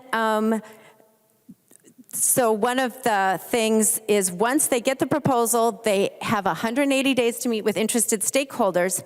Then there's public notice of a proposal to solicit feedback from interested parties for 10 business days. So there's all this ample time for said nonprofit to work with stakeholders, so all inside baseball people. And then when they get it all lined up, then there's 10 days for public input. Members, this is not how we ought to be conducting money with state business. And secondly, I find this also very interesting. So in lines 114.30 and following, the original term of the program is 5 years.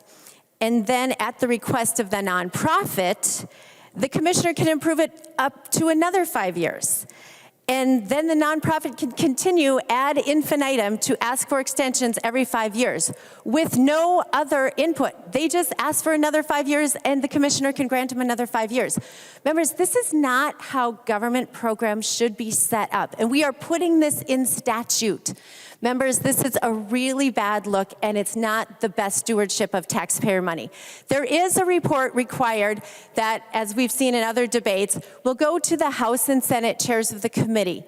But as we've seen, those reports get lost in the shuffle, chairs of committees change. We might not ever know what happens with this program.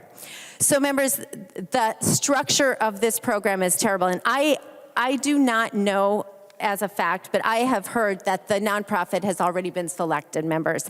So my understanding of who this is, I don't believe I want to say, but I have it written down. And if it turns out that that nonprofit is the one selected, I think we will revisit this in subsequent energy and commerce bills. But the other problem of this, members, is that they're creating a nonprofit, or they're giving a grant to a nonprofit that will cost about $10 million. And the goals of this are not set out except for in very generic language about benefits to consumers and reducing bills and improving efficiency. And there's no time limit on when this deliverable is going to occur, but the tax increases start right away. So this is not being paid out of an appropriation of the surplus. This is saying to ratepayers in all public utilities, so customers, anybody who gets their electricity from a public utility, they are on the hook for this tax.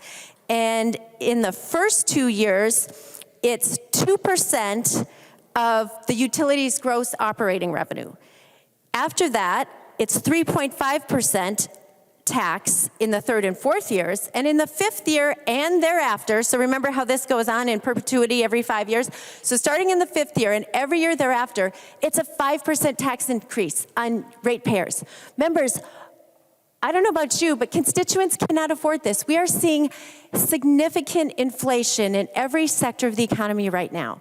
We cannot afford to put a 2 to then 5% rate increase on our taxpayers just because we want to do some potential energy savings. That should be kind of what the market is driving regardless. If we would get government out of energy policy and just let them find energy savings and efficiencies, it would happen. Markets work. So members, this is a 5% tax on your ratepayers to give a grant to a nonprofit to do some hopeful energy efficiencies down the road, and it will go on forever. And by the way, another important thing about this is that this won't be competitive. In lines 115.22, it says very clearly in statute, the commissioner must not approve more than one program implemented or in operation under any time in this subdivision. So we can't even have competition among nonprofits who might want to work on different aspects of energy efficiency. Only one gets this grant or gets this program paid for our taxpayers. It's not really a grant. So members, this is a terrible way to design a program, and I really urge support for the Swedzinski Amendment. One more little extra nugget about this in lines 115.17. It says that the commissioner may decide how much they need to cover their administrative costs incurred by the department under this program, and there's no cap on it. In other bills, we sometimes see a 7% or 10% cap on the commissioner's administrative costs or the department's administrative costs. There's no cap on this. So they could decide, a significant amount, and again, ratepayers, not appropriations from the state, are on the hook to pay for whatever the department decides. Members, this is a terrible program, and I urge a green vote. The member from Anoka, Representative Stephenson. Well, thank you, Madam Speaker. And I just wanted to rise to correct the record on what's actually happening here, because I think, I really like and respect Representative Robbins, and we've worked together in the past on issues, and we've served together on committees before, and I think that there's just something very deeply misleading about the argument that was just advanced here. Representative Robbins' comments would lead you to believe that this appropriation is being steered directly towards one specific not-for-profit.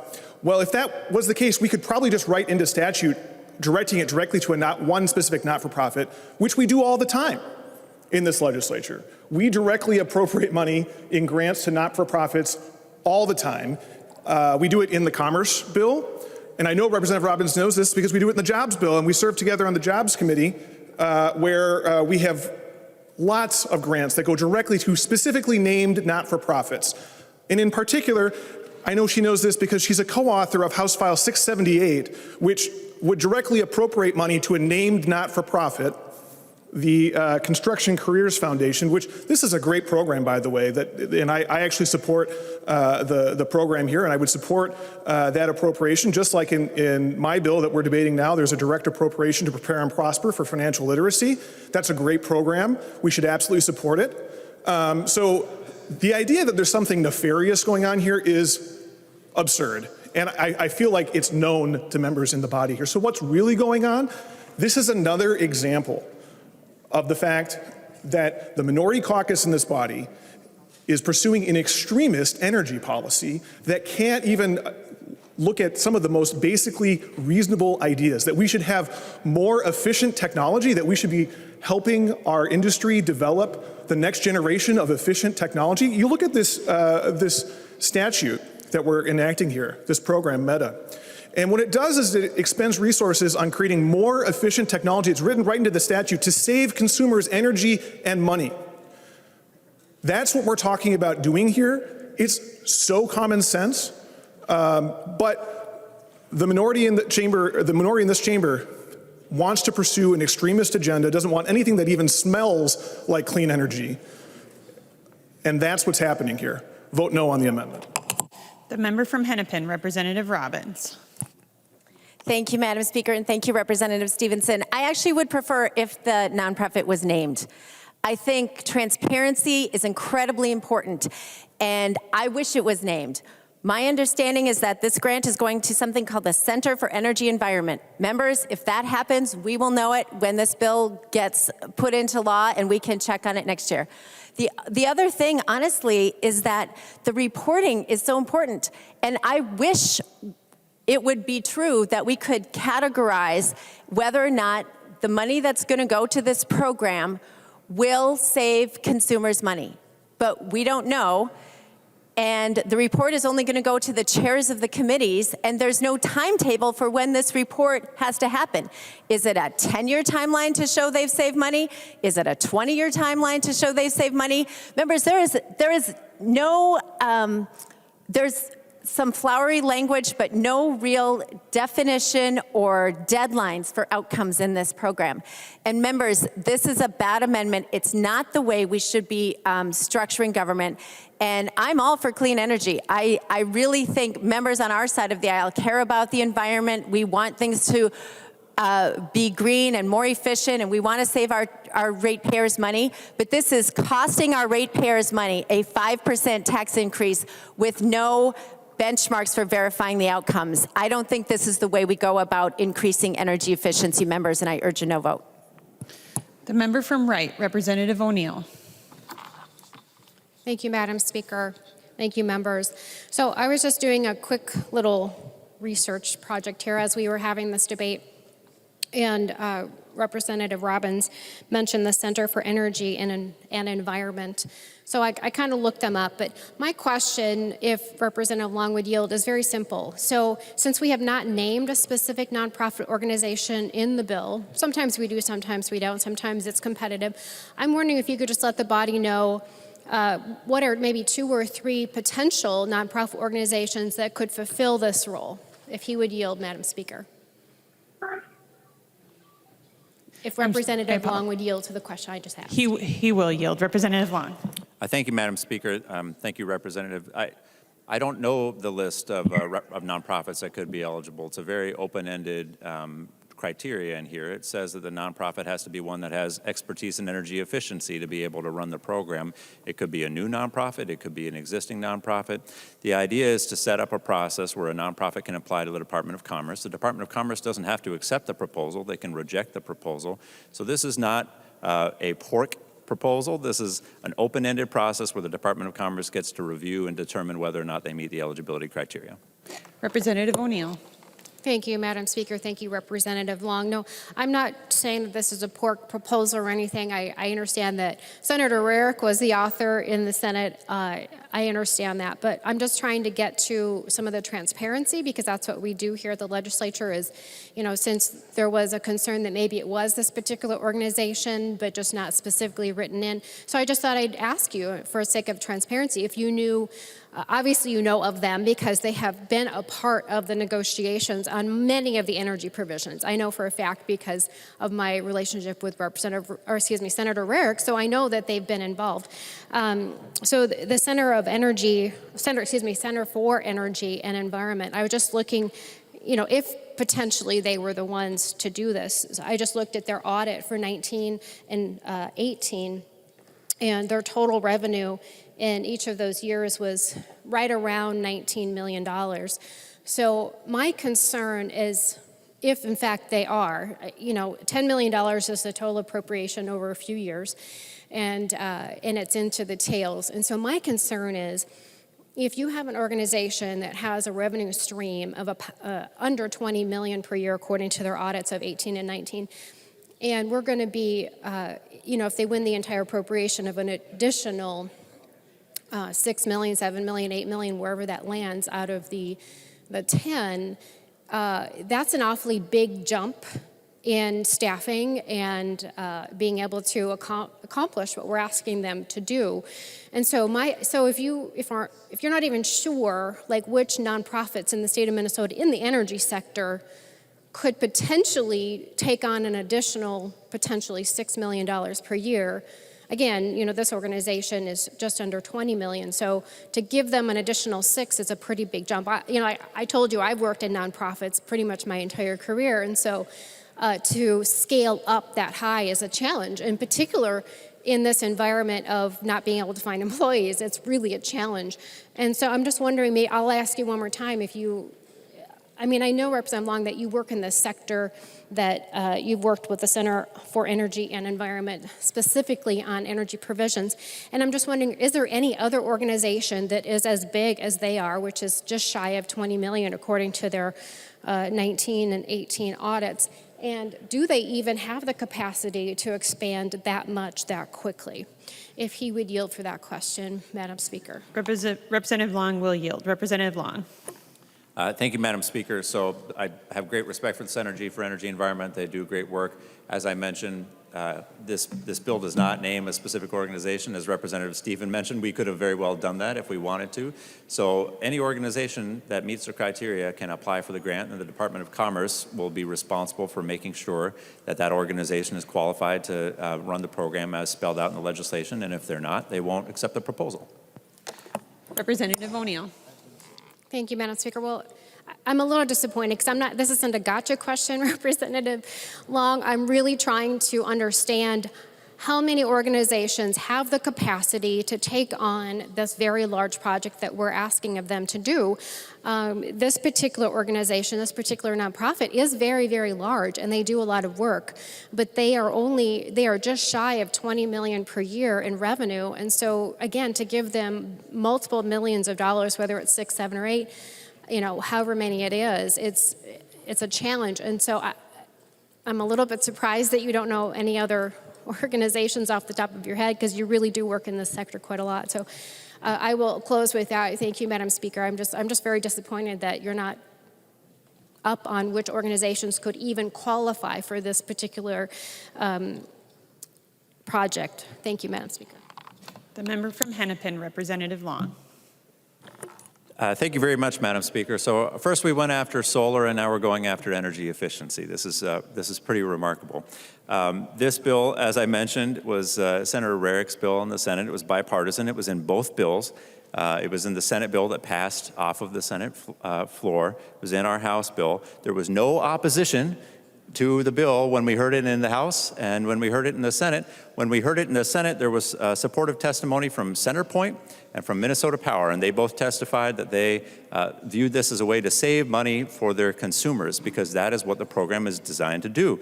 This is an energy efficiency program that is designed to save money for ratepayers. Folks, we're talking about this raising rates. This will not raise rates. The money is capped within the SIP program. So when you were talking about the contribution percentages, those are from the SIP program, the existing program. It is not new money coming to ratepayers. So we're talking about taking a small percentage of an existing program and diverting that to be used for making sure that our energy efficiency programs are going faster and are saving ratepayers more money. That's what we've seen happen in the Northwest. They spent about 7% of their overall energy efficiency budget. They got about 15% back in savings for ratepayers. That's why we're moving forward with this. That's why it is so bipartisan. That's why this is so broadly supported. And guess what? We do have checks in this bill to make sure that it is saving money over the long run. The program sunsets in 5 years if it doesn't save money. So you were asking about 10 years, 20 years? No, 5 years the program sunsets if it doesn't save money. And the third-party audit that is required in this bill is required within those 5 years. So members, this is as broadly common sense and supported a bill as you can find. We're talking about saving ratepayers money by doing good research on energy efficiency programs. It is staggering to me that these are the types of things that we are hearing opposition from the House minority. I hope that some of our GOP Senate colleagues can come over and talk some sense into you all, because we are talking about the broadly bipartisan provisions that are in this bill, that were in both bills. And really, I think if we're going to be opposing solar energy and energy efficiency in an energy bill, I don't know what we're going to have left. I hope that members vote no. To the author of the amendment, the member from Lyon, Representative Swedzinski. Thank you, Madam Speaker. Thank you, members. Would Representative Long yield for a question? He will yield. Representative Swazinski. Thank you, Madam Speaker. Thank you, members. Representative Long, Representative O'Neill kind of got into the kind of asking questions on what nonprofits could potentially qualify for these grants. And obviously, I wasn't in the room. I'm not sure who was lobbying for what, but was there any specific nonprofits that were lobbying for this bill? Representative Long. Thank you, Madam Speaker. Thank you for the question, Representative Swazinski. The Senator for Energy and Environment did testify in favor of the bill in our committee. And we also heard testimony from the Northwest Energy Efficiency Alliance, if you'll recall, who runs the program in the Northwest. Representative Swazinski. Thank you, Madam Speaker. Ask for a green vote. Is there further discussion? Seeing no further discussion, the clerk will take the roll on the amendment.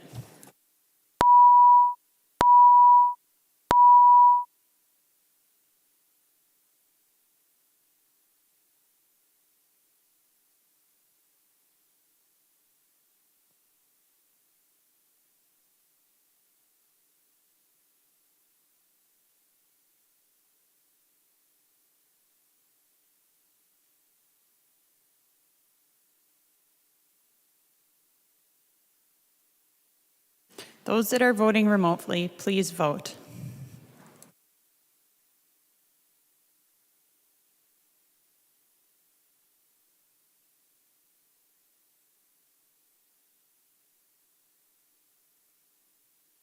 Will the clerk call the names of all those members who haven't voted yet?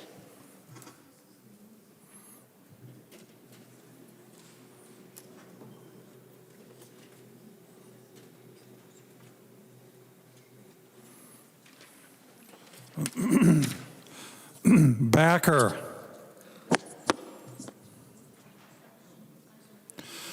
Backer votes aye. Backer, aye. Baker. Baker votes aye. Baker, aye. Bo. Bo votes aye. Bo, aye. Christensen. Christensen, no. Christensen, no. Doubt.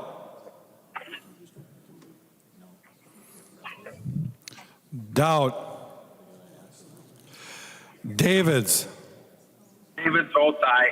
David's aye. Erickson. Aye. Erickson votes aye. Erickson, aye. Garofalo. Garofalo aye. Garofalo, aye. Hamilton. Hamilton votes aye. Hamilton, aye. Hanson, J. Is there a way? Hanson J, no. Hanson, J, no. Hassan. Hassan, no. Hassan, no. Hausman. Hausman, no. Hausman, no. Her. Her, no. Her, no. Cagle. Kegel, no. Cagle, no. Mariani. Mariani, no. Mariani, no. McDonald. McDonald, aye. McDonald, aye. Moeller. Moeller, no. Moeller, no. New Brindley. New Brindley, yes. New Brindley, aye. O'Driscoll. O'Driscoll. Say it now. Pearson. O'Driscoll votes aye. O'Driscoll, aye. Pearson. Pearson votes aye. Pearson, aye. Pryor. Pryor, no. Pryor, no. Schumacher.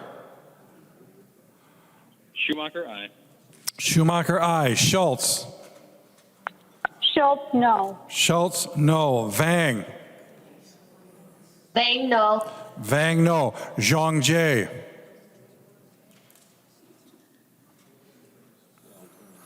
Zhang Jie. The clerk will close the roll. Doubt votes aye. Doubt votes aye.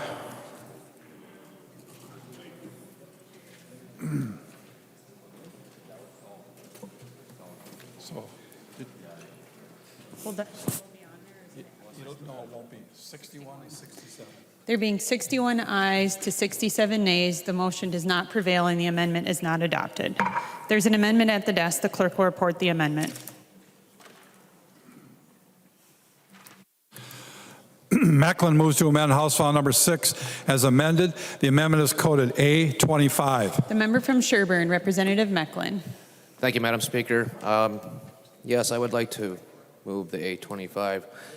As the members of the Energy Committee have heard numerous times, I'm very concerned about the elimination of natural gas, propane, and others.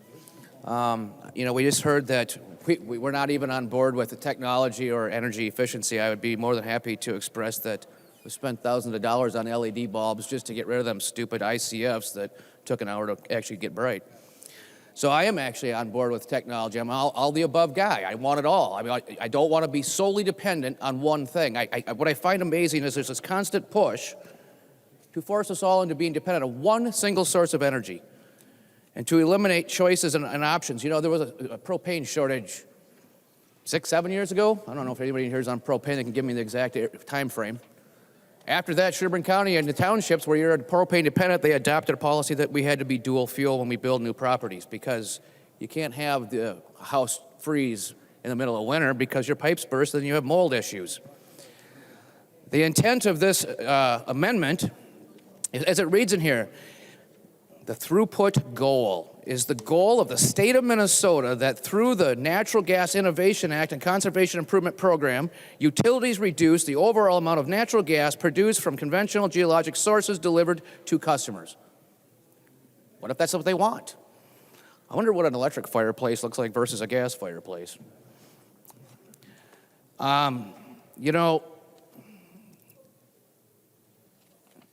We talk about all this renewable energy, and again, I have no problem with as the technology does improve. It's gotten better over the years, but I also am concerned about the amount of land we cover with all this stuff.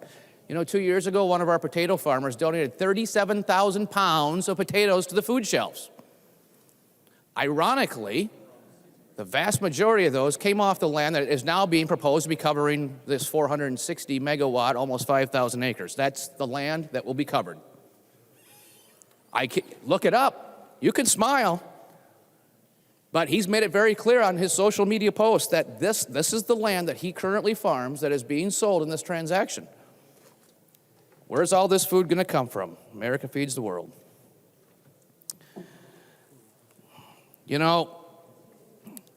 It also was just stated that hopefully the Senate colleagues will come over and talk some sense into us about energy efficiency. I hope Jeremiah Bauman, that was the gentleman from the Department of Energy that was at our last not informational only committee hearing, will do the same for my colleagues on the other side of the aisle, because he was clearly on board with an all the above approach, including carbon capture, natural gas technologies.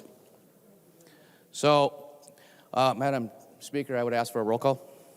A roll call having been requested, seeing 15 hands, there will be a roll call. Representative Mecklen. Thank you. Just didn't want to forget that part. We have other issues in this bill that kind of touch on the same thing. Prohibiting the Energy Transmission Office of assisting local government that has banned the use of natural gas, propane for residential use. Why? Again, I don't understand. There's also another one here, the PUC do a study on natural gas contribution to climate change. We already know what the study's going to show because it's a one-sided modeling and evaluation. Folks, I asked for a green vote on this. I personally do not want to be stuck with one source of power and one source of power only because when the ice storms come and the power lines drop, I need a way to keep my house warm. And I got to believe he's not here. I got to believe the homeowners insurance folks would not like the idea of water damaged, frozen piped houses because I personally have repaired thousands of them during the foreclosure crisis. And I tell you what, it's a big, big job when they are mold ridden. They're fine when they're frozen, 3 days of thaw, and it's all of a sudden game on. So, members, I ask for a green vote. Thank you, Madam Speaker. The member from Anoka, Representative Stephenson. Well, thank you, members, and thank you, Representative Mecklen, for this amendment. First we had solar, and then we had efficiency, and now we're targeting a goal. I think we are continuing further and further down this extremist path of amendments here. This amendment targets a provision in the bill that's in the Natural Gas Innovation Act. Madam Speaker, point of order. State your name and your point of order. Greg Davis. My point of order is Representative Stephenson is being very degrading and hostile towards the minority party with his comments about extremism. I would suggest that if he wants the definition of extremism, he should possibly look at his own party.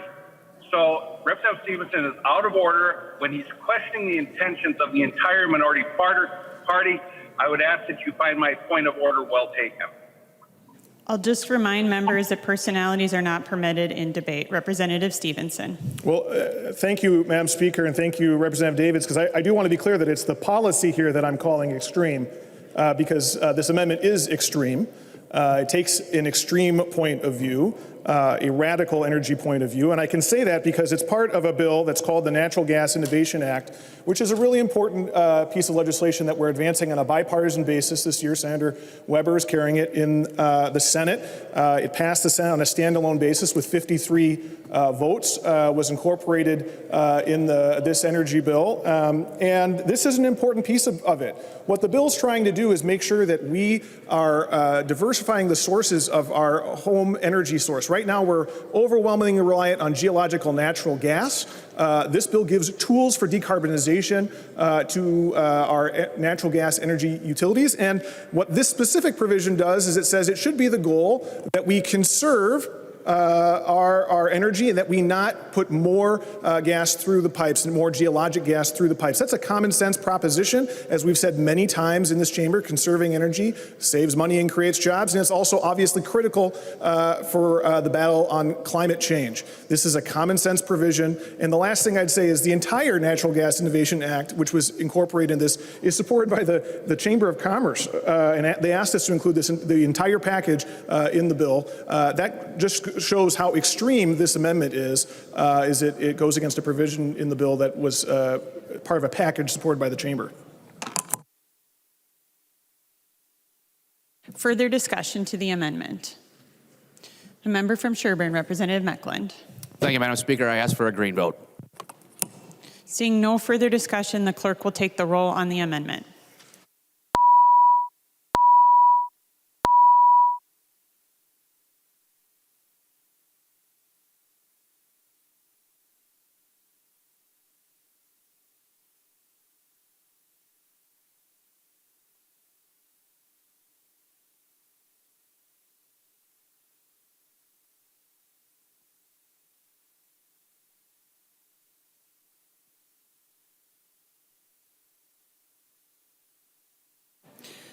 Those that are voting remotely, please vote.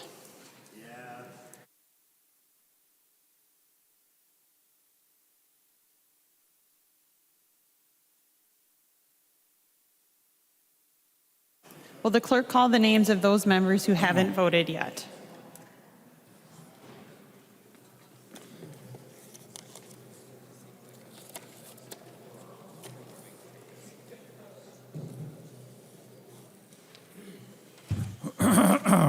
Backer. Backer votes aye. Backer, aye. Baker. Baker votes aye. Baker, aye. Bliss. Bliss. Bow. Bow. Bo votes aye. Bow, aye. Christensen. Christensen, no. Christensen, no. Davids. David votes aye. Davids, aye. Davney.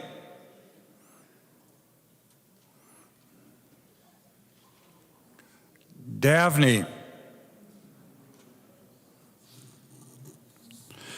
Erickson. Erickson, aye. Erickson, aye. Garofalo.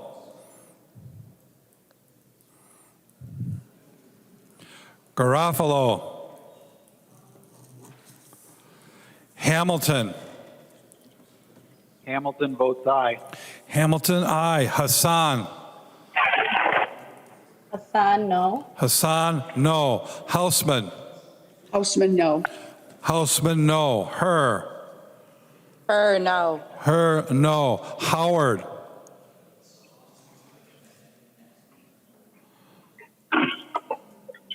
Howard. Howard, no. Mariani. Mariani, no. Mariani, no. Mecklin.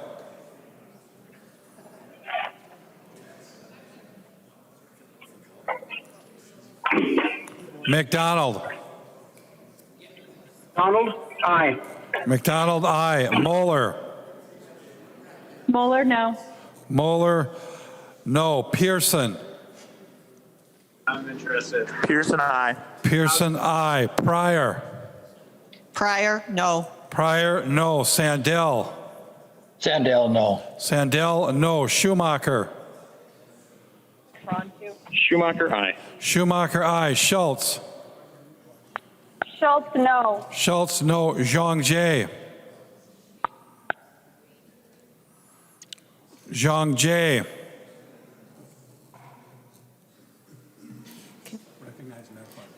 Representative Mecklin. He's on the board? Okay. Will you Davney. Dabney, no. Davney, no. The clerk will close the roll.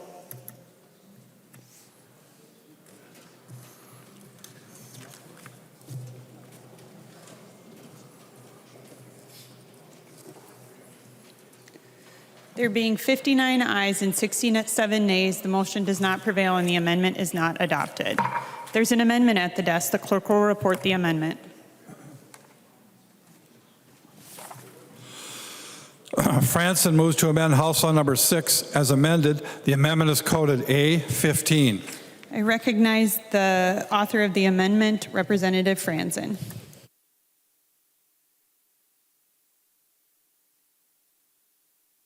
Thank you, Madam Speaker. So, and members here. So I have the 815 amendment here. So this is an amendment that was adopted during the initial passage, but it was dropped in conference committee. Now, I did allude to the fact that I was extremely excited to get that email from Representative Long that had informed me that they were going to take the amendments. As you recall, there was no roll call vote done on the amendment either. So I thought to myself, my goodness, this is so exciting that the majority party is seeing the human rights issues associated with green energy. And as, what day was it? We talked about these issues. I went into detail about the atrocities that are going on in places like Congo and in China with child labor and slave labor. And we should not be pushing policies that will increase dependence on child labor or slave labor in other countries. And so I'm curious if Representative Long could yield to a question. Representative Long, will you yield? Yes, he will yield. Representative Franson. Thank you, thank you, Madam Speaker, and Representative Long. As you know, during committee, when the minority was allowed to ask some questions and present our amendments, granted, we didn't exactly have a lot of time. We were kind of pushed on, or debate was ended in order to go to a vote. But I was very vocal along with the other members of the minority party on the human rights issues associated with green energy. And so, as you recall, that email that you had sent informing me that you would take the amendments, we adopted those amendments during the regular session. So when the House passed that bill off to the floor, the amendments were adopted, and then it went to a conference committee. Could you explain to the body why those provisions were left out of the now special session agreement, and why does it seem that Democrats want to cover up the consequences of your green energy policies? Representative Long. Thank you, Madam Speaker. Thank you for the question, Representative Franzen. So the bill, you'll be happy to hear, does have the buy clean, buy fair provision that we fought hard for. Madam Speaker. State your name. Madam Speaker, this is Representative Moran. Representative Rand, for what purpose do you rise? I rise to a point of order. Please state your point of order. Madam Speaker and Representative Franzen, as much as I consider myself a strong advocate and supporter and leader around human rights, it pains me to have to call this amendment out of order. So I would like to state that the A15 amendment adds $100,000 in spending from the renewable development account to the bill, and a floor amendment that increases spending from any fund which there is not a budget resolution in effect is out of order. Representative Moran, will you please state the point of order which you're rising to and what you are referencing? So, Madam Speaker, yes, so I am referencing Rule 4.05. In Rule 0.05, it states that an amendment to a bill that has received its second reading and is being considered by the House is out of order if that amendment would increase the spending or spending base from any fund from which appropriations are made in that bill, or would increase the spending or the spending base in total from all funds in the bill or in the bill with the proposed amendment. This rule is only in effect when a budget resolution adopted under Rule 4.03 is not in effect. I find, after reviewing... Madam Chair. Representative Albright, I'm in the middle of stating my ruling on the point of order. We haven't even discussed it. The point of order, so Chair, after advice. reading... No, advice. After hearing... Madam Speaker, advice. After hearing and reading and Madam Speaker, reviewing the advice. rule, I find the point of order No, well Madam taken. Speaker, advice. Madam Chair, I appeal the ruling of the chair. Representative Albright. Advice. Representative Albright has the floor. Thank you, Madam Chair. Madam Chair, point of parliamentary inquiry. Representative Albright, please state your point of parliamentary inquiry. Under appeal of the ruling of the chair, is it permissible for a member of the body to ask a question of another member?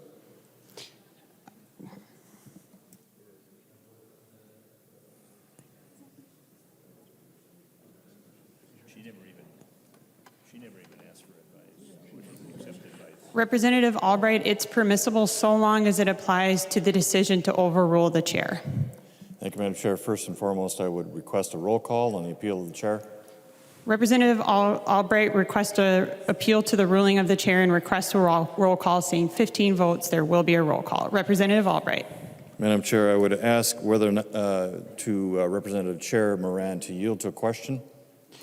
Representative Moran, will you yield? Yes.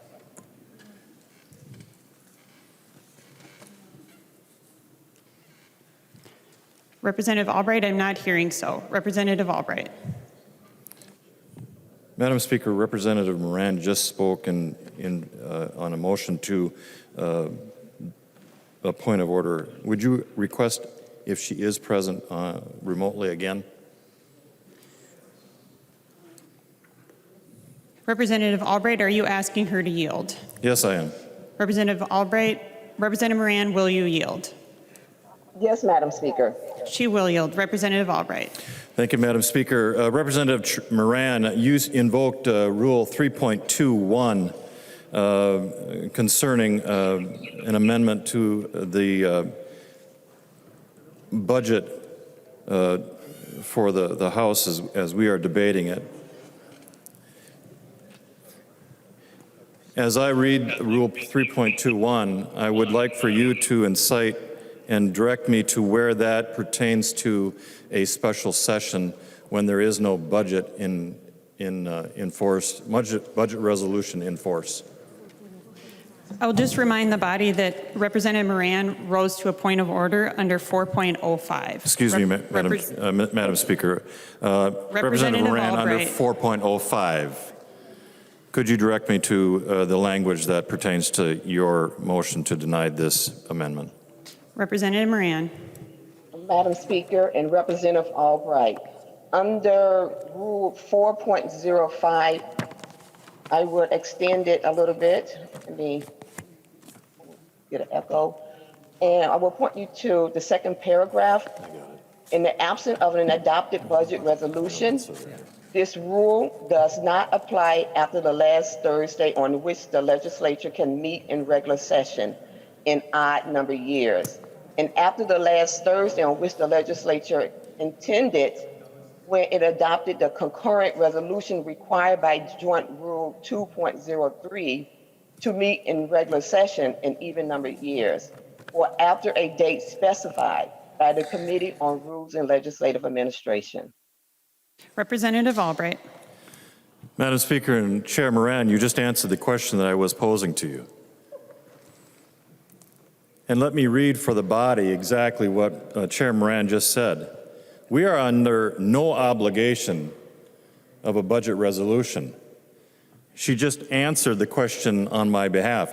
In the absence of an adopted budget resolution. Now, for some on the floor here, they might construe that to be a global agreement. That is not a budget resolution. Again, that is not a budget resolution. It clearly says, in the absence, that means there isn't any. There's no agreement.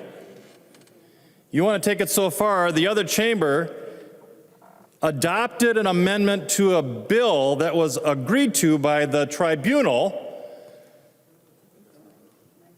That's not part of a global agreement either.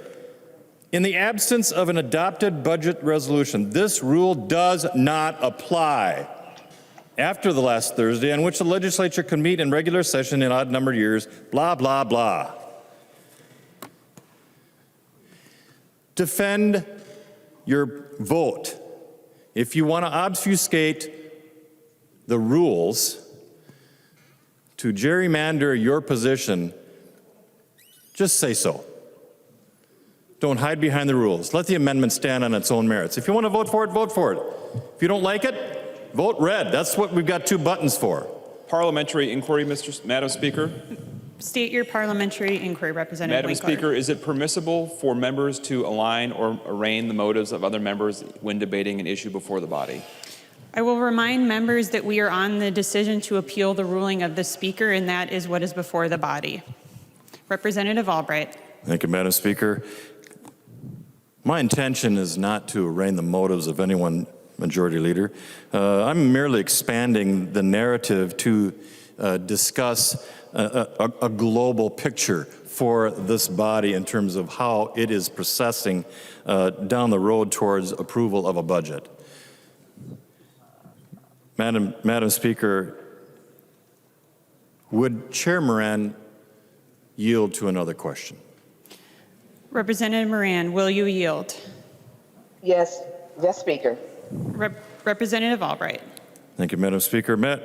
Chair Moran, on page 20 of our rules, under Rule 4.05, the second paragraph, you read it, I read it.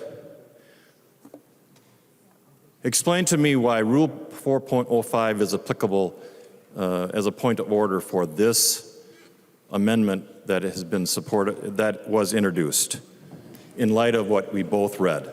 Representative Moran. Madam Speaker and Representative Albright, for clarity, Representative Albright, I would like to state that this rule does apply during a special session. When Rule 4.05 says this rule does not apply after the last Thursday on which the legislature can meet in regular session in odd-numbered years, it is referring to the last days of the regular session, not special session. Representative Albright. Thank you, Madam Speaker. No, it doesn't. No, it doesn't. We don't have a budget resolution. We have a global agreement that has been approved by the majority leader of the Senate, by the Speaker of the House, and by the governor of this state. That global agreement in toto speaks to what we can and cannot talk about, what is agreed to and what is not agreed to within the bills that we are being obligated to take a look at over the course of the remainder of this not so special session. Rule point 405 is during a special session, is not during a special session. Rule point 405 is not applicable in this instance, regardless of what is said. I would urge a red vote to overturn the ruling of the Speaker. Let's bring some semblance and order to the way that we debate these bills. Thank you, Madam Speaker. The member from Lyons, Representative Swedzinski. Thank you, Madam Speaker. Advice to the body on this roll call that's coming before us. Rule 4.05, Madam Speaker, I believe is being abused, and this, as it's being called before this. Representative Franzen's amendment, as we should be able to discuss, and should be able to talk about during this special session, I believe does not interfere with that rule. We have an opportunity, Madam Speaker, to simply ask the questions. Ask the questions of whether or not we should be able to spend $100,000 of taxpayers' money, ratepayers' money, to see the ramifications of our actions. I know that I go out where someone goes out and shoots a bald eagle, that I could probably expect to be fined hundreds of thousands of dollars, if not be thrown in jail. But if a wind turbine or a solar farm kills a bald eagle. Parliamentary inquiry, Madam Speaker. State your parliamentary inquiry, Representative Winkler. Madam Speaker, is it permissible under the rules to discuss the merits of an amendment on the question before the body being the appeal of the ruling of the Speaker? I will remind the body that we are discussing the appeal of the ruling of the Speaker, and that is the question before the body. Representative Swedzinski. Thank you, Madam Speaker. Thank you, Representative Winkler. I appreciate the point of order. Appreciate the getting things back. Speaker, to stand up for the rules by voting with Representative Albright on this motion, to the fact that the rules that we have should not be hidden behind. The rules that we have should have open debate on the Minnesota House floor. Thank you. The member from Douglas, Representative Franzen. Thank you, Madam Speaker and members. I too rise and oppose the ruling of the Speaker. I feel like the rules right now are being abused in order to hide from taking a vote. I simply Parliamentary want to know. inquiry, Madam Speaker. Representative Winkler, state your parliamentary inquiry. Madam Speaker, is it permissible to describe motives or ascribe motives to members in their basis as a basis for making a point of order or taking a position in the House? I will remind members that from Mason's Manual 1.101, the debate is limited to the question before the House, and the question before the House is the decision to appeal the ruling of the Speaker. Representative Franzen. Thank you, Madam Speaker and members. And I will remind the body that this is not the first time that the majority party has shut me down when I bring forward human rights abuses. The same thing happened when I brought forward amendments to deal with female genital mutilation. The discussion was shut down. The amendment was ruled out of order. So I am actually not surprised that the majority party is once again hiding behind the rules. I implore the body to do the right thing, appeal the ruling of the Speaker. Thank you. The member from Ramsey, Representative Moran. Madam Speaker, I would just like to repeat again that the A15 amendment adds $100,000 in spending from the renewable development account to the bill. A floor amendment that increases spending from any funds when there is not a budget resolution in effect is out of order. I will also say that Rule 4.05 specifically applies to when there is not a budget resolution. When there is a budget resolution, we are governed by Rule 403. Since there's not, Rule 4.05 governs. The member from Carver, Representative Nash.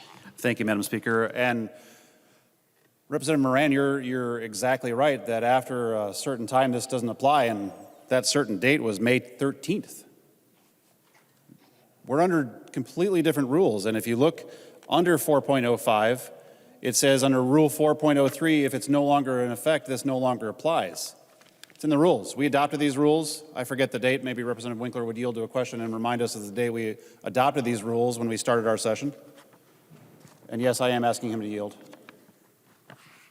Representative Winkler, will you yield? He will yield. Representative Nash. Thank you, Madam Speaker. Representative Winkler, can you remind the body when we adopted these rules that we are now debating? Representative Winkler. Thank you, Madam Speaker. Representative Nash, I just happened to flip to the front of the document and it says January 14th, 2021.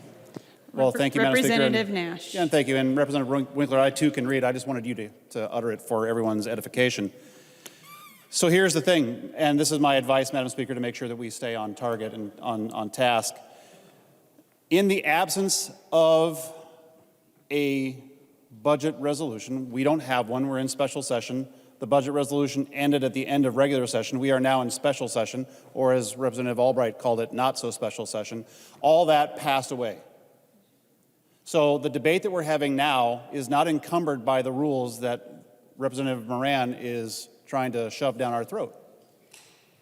So as you decide to vote on this, keep in mind that an abuse of the rules is noticeable to not just people here in the chamber, but I encourage you to overturn the ruling of the Speaker because you were the ones that authored and brought these rules forward. And Chair Winkler, in rules, we adopted these. You forwarded them. You said these are the rules that we are going to abide by. Abide by. Well, clearly, this doesn't seem to be abiding by those rules because there is direct conflict with what's just been articulated to us and what you are now interpreting. Completely different situation. So 4.05 is predicated on 4.03. 4.03 went away on the 13th. That's the fact. So I urge you to overturn the ruling of the Speaker because if you decide that the rules actually, mean anything, which seems to be in question, if the rules mean anything, and when you cast your vote to adopt the rules when we were here on the day that these were adopted, you actually put a vote forward that says, I'm going to abide by these. Unless, you decide that it's inconvenient to abide by them. So I urge you again to overturn the ruling of the Speaker. Thank you. The member from Hennepin, Representative Winkler. Thank you, Madam Speaker. Members, we certainly have had much abuse of the rules recently, but this is not an example of that. I think it's important that you look at the second paragraph of Rule 4.05, in which it says, in the absence of an adopted budget resolution, this rule does not apply. And I'm just going to really emphasize the next part. After the last Thursday on which the legislature can meet in regular session in odd-numbered years. The legislature can no longer meet in regular session in an odd-numbered year. We are in special session. We are not in regular session. We cannot meet.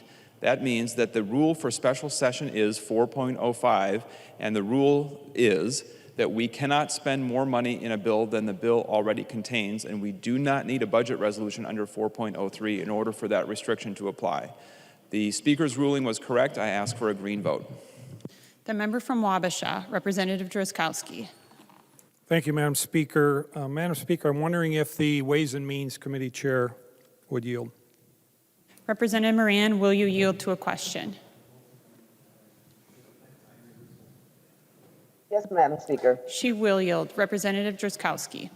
Thank you, Madam Speaker. Thank you, Chair Moran. Chair Moran, I'm reading 4.03, the second paragraph. I think it's similar to what Representative Nash was talking about. It says, after the committee adopts the budget resolution, the limits of the resolution are effective during the regular session in the year in which the resolution is adopted, unless a different or amended resolution is adopted. So, Representative Moran, what does that mean to you, and what does that mean to you? What that means to me, Representative Moran, is that it applies, as it says literally, during the regular session. Is that your interpretation, Representative Moran? I'll remind members that the ruling was on the point of order to 4.05. Representative Moran. Madam Speaker, Representative Drazkowski. So we are not in regular session. So Rule 403 is mute. We're now under Rule 405. Under Rule 4.05, it specifically applies to when there is not a budget resolution. I don't know how to say this any clearer than that, but to say that Rule 4.03 is no longer in effect because we're not in a regular session any longer. We are now governed under Rule 4.05, which means that we cannot, in the absolute, which means that we cannot spend the money that Representative Franson has put forth under her amendment. We cannot. Representative Drazkowski. Thank you, Madam Speaker. Thank you, Chair Moran. Would the chair continue to yield, Madam Speaker? Representative Moran, will you continue to yield? Yes, Madam Chair. She will. Representative Drazkowski. Thank you, Madam Speaker. So, Chair Moran, it sounds like we agree. The budget resolution that was not adopted, or excuse me, the budget resolution that was adopted in the regular session is not before us today. Is that correct, Chair Moran? Representative Moran.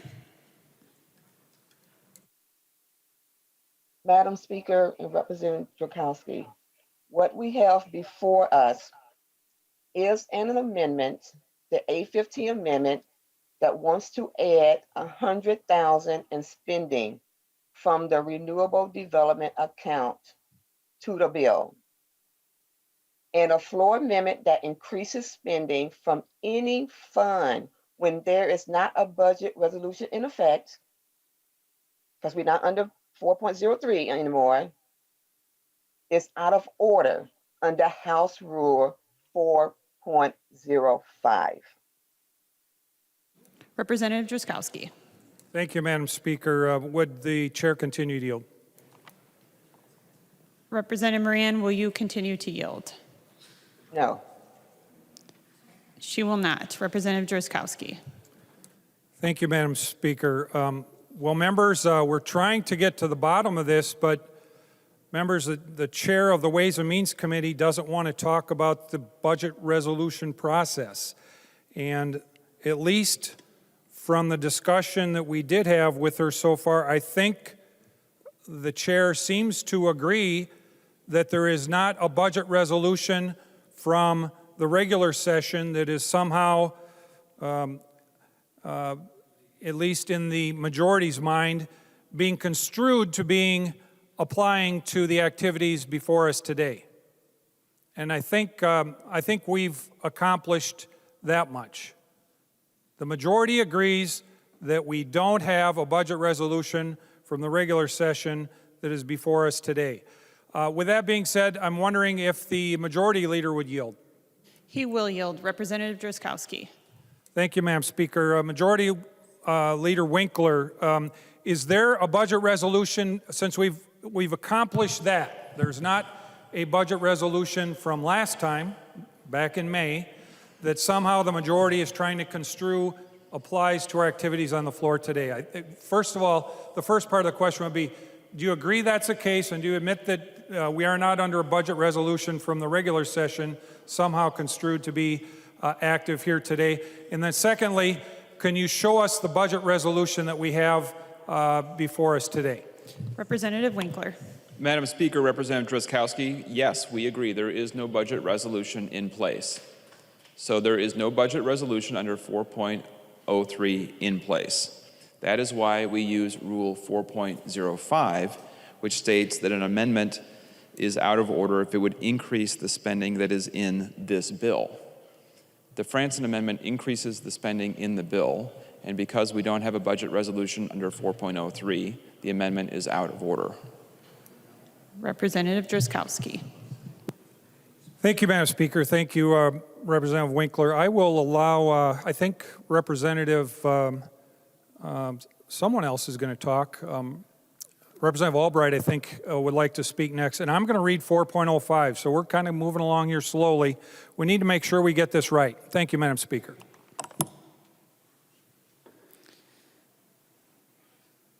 The member from Scott, Representative Albright. Thank you, Madam Speaker. Would the Majority Leader yield to a question? He will yield. Representative Albright. Majority Leader, I want to follow your line of thinking. We are, as you have said, we are not under a budget resolution. We have stated as such. So then the premise goes to what is in the bill itself.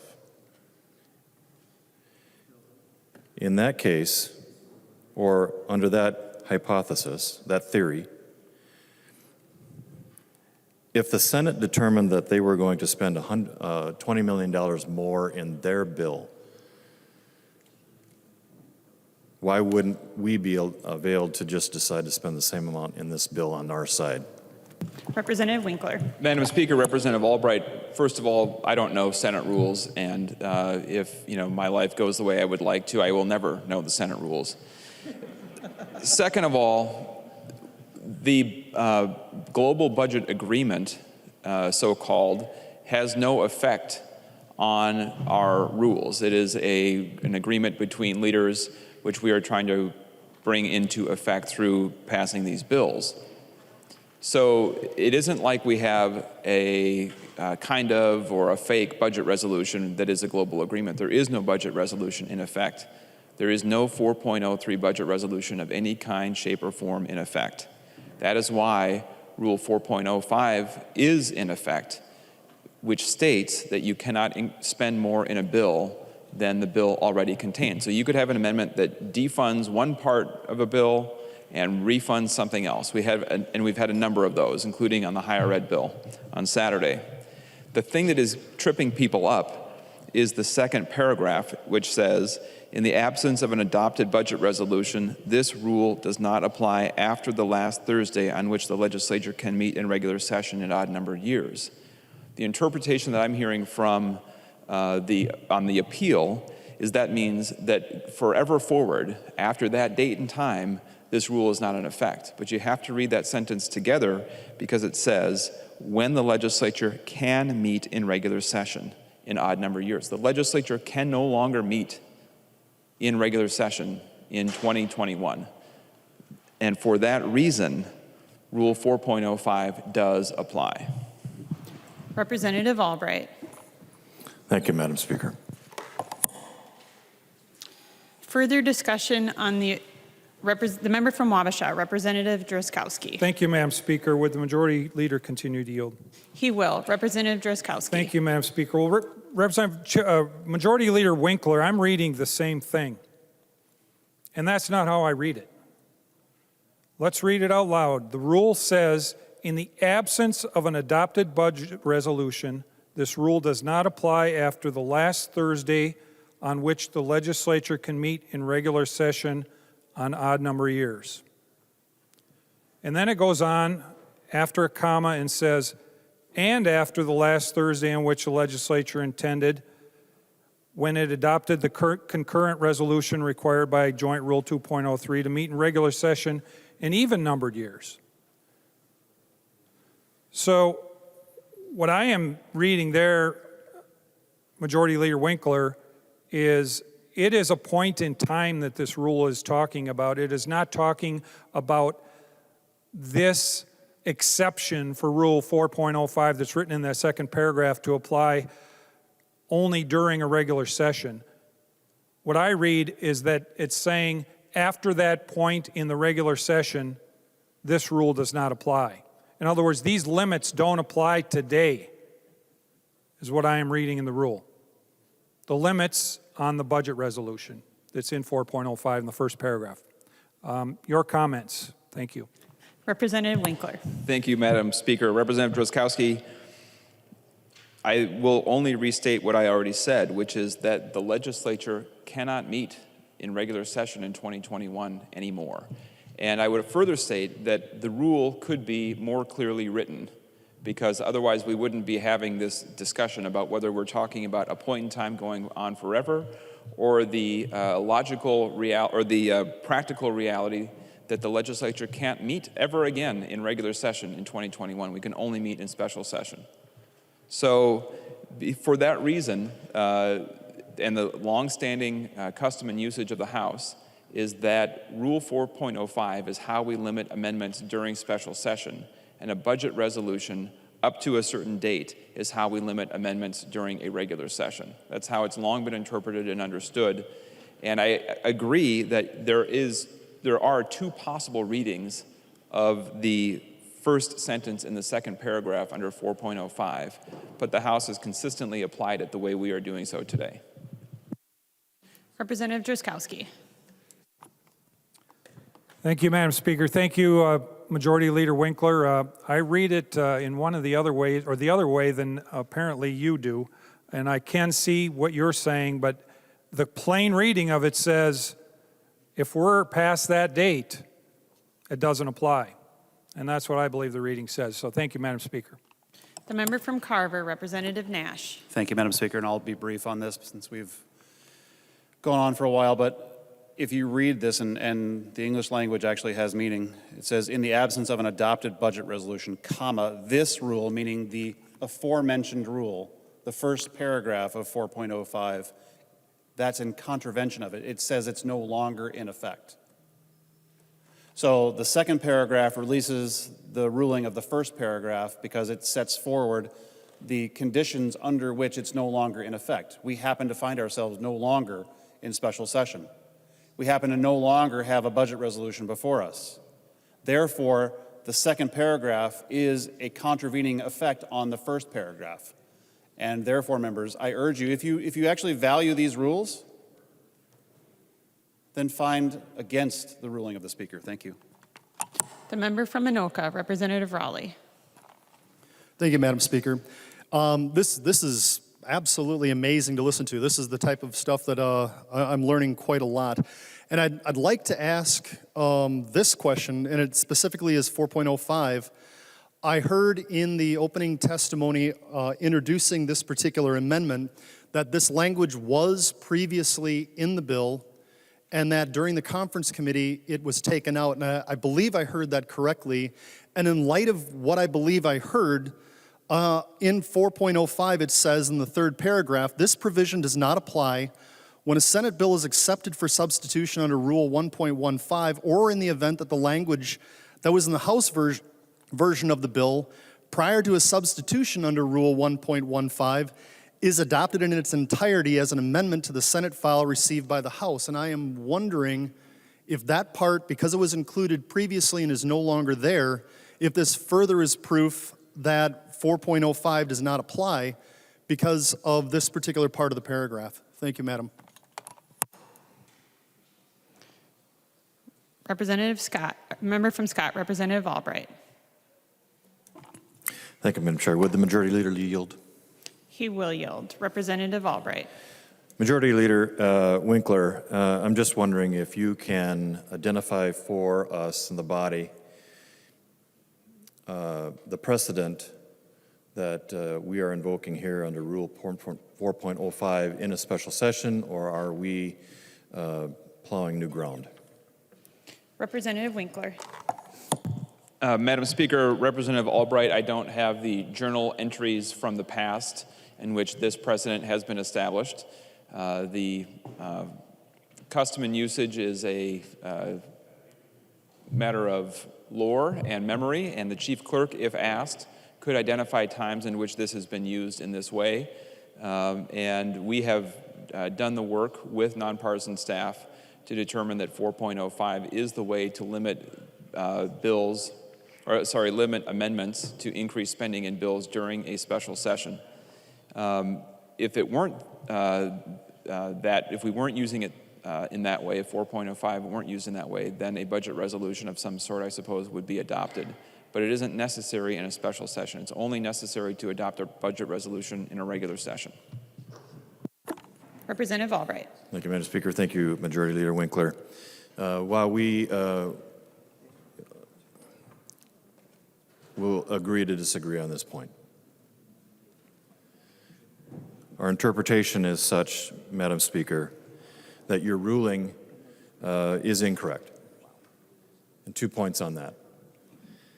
Rule 4.05 says nothing about us not being able to meet. We are certainly meeting as we sit here on the floor today.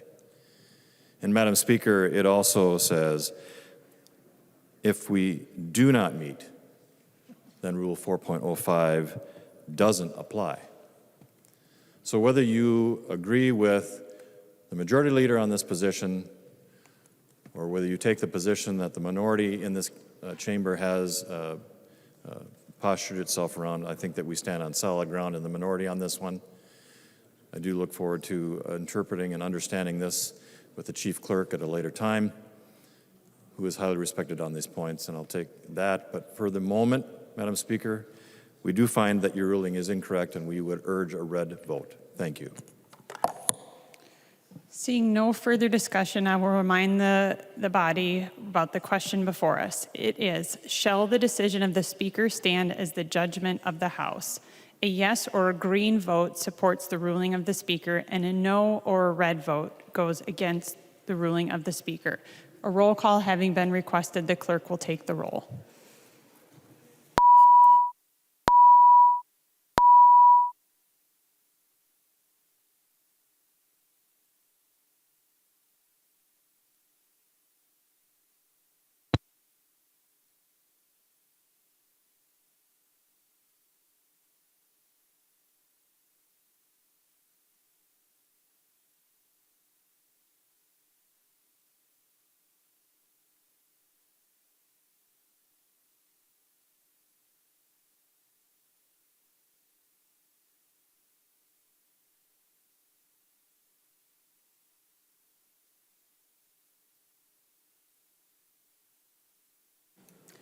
Those that are voting remotely, please vote.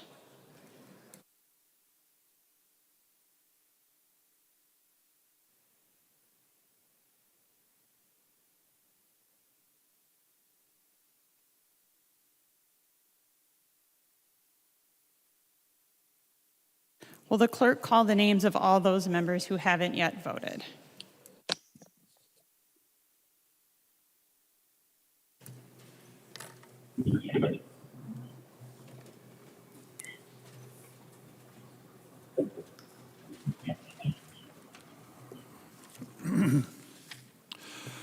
Backer.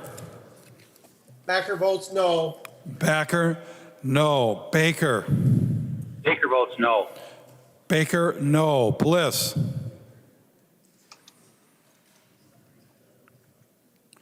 Bliss.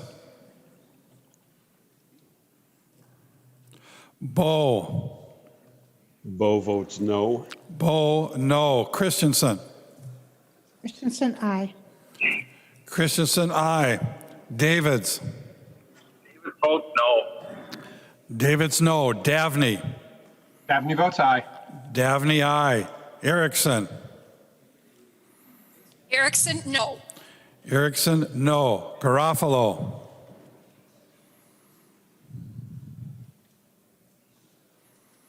Garofalo. Gomez. Gomez, aye. Gomez, aye. Hamilton. Hamilton votes no. Hamilton, no. Hassan. An aye. Hassan, aye. Houseman. Houseman, aye. Houseman, aye. Her. Her, aye. Her, aye. Hollins. Collins, aye. Hollins, aye. Cleavorn. Cleavorn, aye. Cleavorn, aye. Lee. Lee, aye. Lee, aye. Lucero. Lucero, no. Lucero, no. Mariani. Modiani, aye. Mariani, aye. Markwart. Markward, aye. Markwart, aye. McDonald. McDonald, no. McDonald, no. Pearson. Pearson, no. Pearson, no. Pryor. Pryor, aye. Pryor, aye. Schumacher.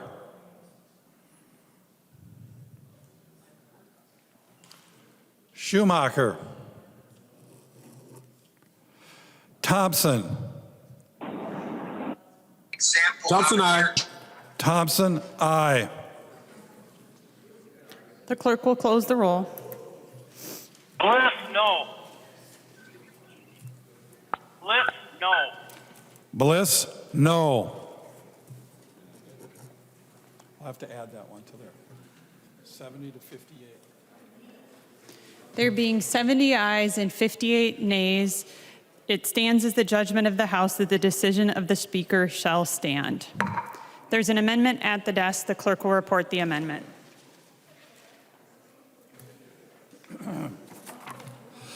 Franson moves to amend House Law Number 6 as amended. The amendment is coded A11. The member from Douglas, Representative Franson. Thank you, Madam Speaker and members. So the A11 amendment requires schools to certify that solar panels are used are child labor free and slave labor free. If you recall, when we took up this bill last week, I asked the question, do we want human rights or do we want cheap solar panels? So that's the question you need to ask yourself when you take this vote today on the A11 amendment. Are you going to vote for human rights, which means you will support the A11 amendment, or will you be supporting slave labor in order to have cheap solar panels? That's the other question. You will be voting red if that is your choice. Members, I also mentioned a quote by Jack Welch, control your own destiny or someone else will. Members, China is controlling our own destiny when it comes to solar panels. This article is dated June 1st, 2021. So, not too long ago, beginning of the month. It's from Energy and Environment. It's called, the article is titled, The Dirty Secrets of Clean Energy, with a picture of the president of China. And it reads, many solar energy panels and components from China, the world's largest supplier, are built with forced labor. And we are building a green energy empire here in the United States of America, supposedly the land of the free, on the backs of slave labor. This one here, dated May 19th, 2021, by Michael Schellenberger. And the article reads, China helped make solar power cheap through subsidies, coal, and allegedly forced labor. And speaking of coal in China, I have an article here from Reuters, February 2nd, 2021. China's new coal power plant capacity in 2020, more than that 3 times rest of the world's study. We are closing coal power plants here in America. Meanwhile, China is continuing to build. This article dated Thursday, June 17th, so last week, bipartisan call for ban on goods from China's Xinjiang and all imports using forced labor, which brings me to Congressman Stauber.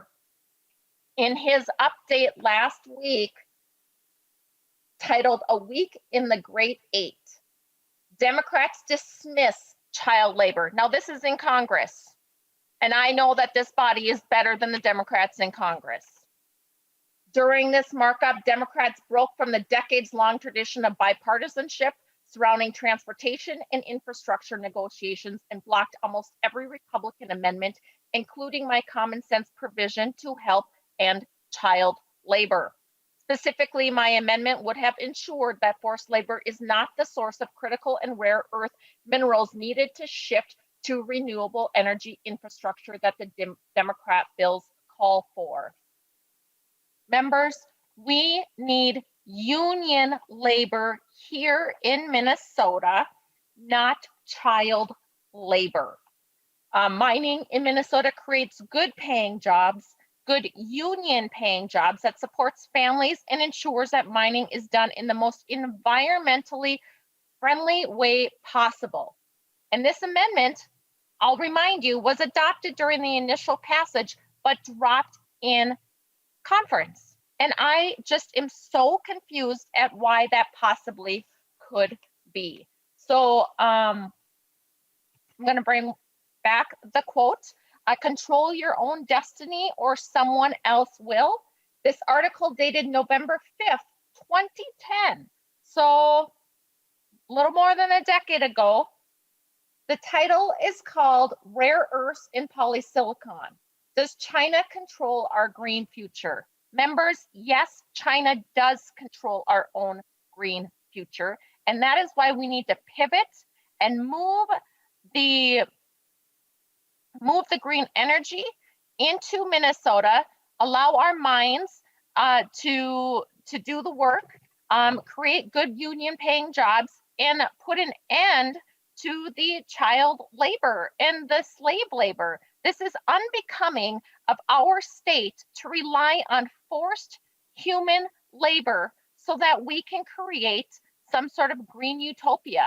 You know, here in America, we also don't allow sex trafficking to take place, but yet we traffic children so that we can have green energy here. Members, I implore you to make that decision today. Human rights means you're going to vote for the A11 amendment or cheap solar panels on the backs of slave labor. That is the red vote. That is the question. That is your moral dilemma. Thank you. The member from Hennepin, Representative Long. Thank you, Madam Speaker. And Representative Franson, thank you for your deep concern for human rights on these matters. We've had a lot of discussion on this in committee. But if we were being consistent, I think we would be applying these same concerns to the other areas where we have supply chain issues. This is not unique to solar panels. It actually also applies to everybody's cell phone, to everybody's laptop. We are thinking about, rare minerals that are being mined in other countries, and we are bringing them in for all sorts of electronics that we are using every single day, but we're not seeing amendments to take out our computers unless we are certifying the same things proposed here, or to not use cell phones for our government work. So what is this really? Well, this is just another anti-solar amendment. And if we're actually want to do real work on trying to help improve bringing solar jobs to Minnesota, having more solar manufacturing in Minnesota, well, guess what? This bill does that. Representative Listlagarde has a provision in here that would create the second largest solar manufacturing plant in the country right here in Minnesota. And if we want to clean up our supply chain, well, guess what? This bill does that too. We have Representative Listlagarde's Buy Clean and Buy Fair provision in this bill to make sure that we're doing the real work on studying how we can use our state dollars affirmatively to make sure that we are having companies that have the best labor standards and the best environmental rights standards. But this amendment simply is not workable the way it's drafted, and it's just another attempt to undermine renewable energy in the bill. Thank you, Madam Speaker. I urge a no vote. The member from Blue Earth, Representative Munson. Thank you, Madam Speaker. Representative Long, we did have a little discussion about this in committee. In fact, I offered an amendment banning slavery from the supply chain of green energy products, and every single Democrat voted against that amendment. and every single Republican voted for it. So many of you may have noticed over the weekend we celebrated Juneteenth, the emancipation of slavery in America, and it's been 156 years, and Republicans are still fighting against the Democrats' support for slavery. It has been a long time, and it doesn't stop. We fight for the rights of the individual, and we do not see support for slavery as being something we should be voting for in the Minnesota House. And the difference, Chair Long, between a cell phone battery, which is about 2 ounces, and which is purchased privately, versus a 2,000-pound battery in school buses for our children, is that taxpayers are not mandating that I buy this, taxpayers are not funding this, and we are not taking money from the taxpayers watching this video to send millions of dollars overseas to slave owners. We should be taking a stand against doing this. And I'll tell you why we can't ban slavery from the supply chain of solar panels is because it would ban all solar panels. There are not solar panels that are made, mined, processed, and manufactured and assembled and recycled without using slave labor, which means we should start somewhere by not funding it today. That's the problem. We have a major problem. No one is going to make the changes if the United States government and all of our states are propping up slave owners around the world. We need to take a stand. Thank you, Madam Speaker. To the author of the amendment, the member from Douglas, Representative Franson. Thank you, Madam Speaker and members. I find that this argument is absolutely disingenuous. This has nothing to do with hating on solar panels or being anti-solar panels. As Representative Munson said, there is a huge difference of private ownership than there is of using taxpayer dollars to send overseas to support slavery and human trafficking and child labor.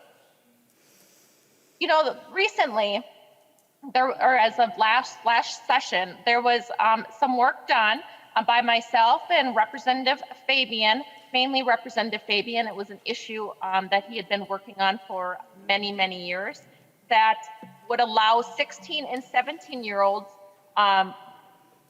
to mow municipal lawns. The Democrats did not want 16 and 17-year-olds operating lawnmowers, and the unions were very much opposed. And so Democrats did their best to kowtow to the unions because the union said absolutely no way. These 16 and 17-year-olds Parliamentary inquiry, Madam Speaker. Representative Winkler, state your point of parliamentary inquiry. Madam Speaker, can the motives of members be arraigned on the House floor in the course of debate on an amendment? I will just remind the body that the question before the body is the A11 amendment, and according to Mason's 101, debate is limited to the question before the House. Representative Franson. Madam Speaker and members, so Democrats were not okay with 16 and 17-year-olds using lawnmowers. If that's the case, why is it okay for 8-year-olds to be mining in the Congo so that we can have cheap solar panels or green energy issues? And why is it okay for women to be raped in China so that we can have green energy solar panels here in America? It's absolutely mind-boggling. And members and Madam Speaker, with that, I would like a roll call. And by the way, when it came Representative to Franson, just hold, I'll get the votes. A roll call having been requested, seeing 15 hands, there will be a roll call. Representative Franson. When it comes to Representative Long's little comment there about this amendment is not workable, it was workable when it passed off the House floor in regular session. Representative Long, I have that email that said you would take the amendment. So it's extremely mind-boggling on why today, during special session, and by the way, there's nothing special about a special session, why now this amendment is not workable. It's asinine, it's mind-boggling, it's disingenuous. Members, once again, Remember, you will have a vote today, a moral obligation to yourself to ask that question of if you are standing up for human rights by voting for the A11 amendment, or if you are going to support forced labor and slavery, and you will do that by voting against the A11 amendment. So human rights, cheap solar panels, human rights, cheap solar panels. That is your question, and I look forward to seeing your vote with this roll call. Seeing no further discussion, the clerk will take the roll on the amendment.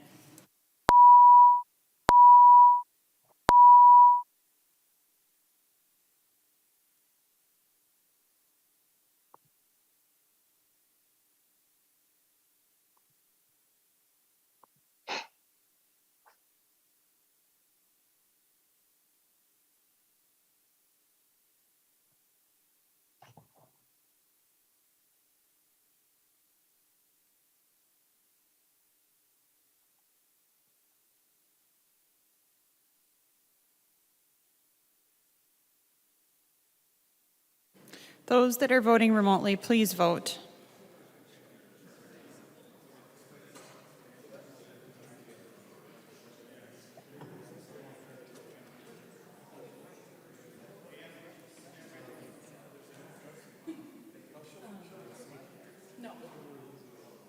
Will the clerk call the names of all those members who haven't yet voted?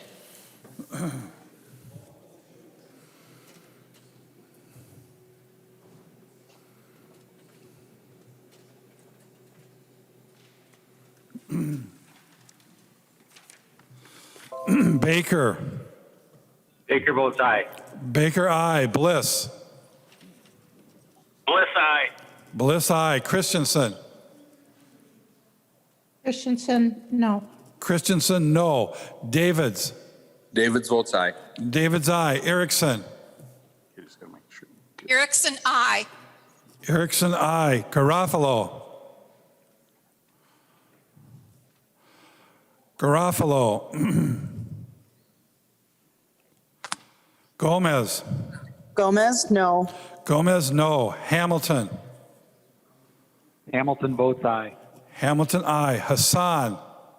No. Hassan, no. Hausman. Houseman, no. Hausman, no. Her. Her, no. Her, no. Hollins. Hollins, no. Hollins, no. Lee. Lee, no. Lee, no. Lucero. Lucero, yes. Lucero, aye. Mariani. Mariani, no. Mariani, no. Marquardt. Harcourt, no. Marquardt, no. McDonald. Out, aye. McDonald, aye. Pearson. Pearson, aye. Pearson, aye. Pryor. Pryor, no. Pryor, no. Quam. Quam, aye. Quam, aye. Schumacher. Schumacher, aye. Schumacher, aye. Thompson. Thompson, no. Thompson, no. The clerk will close the roll.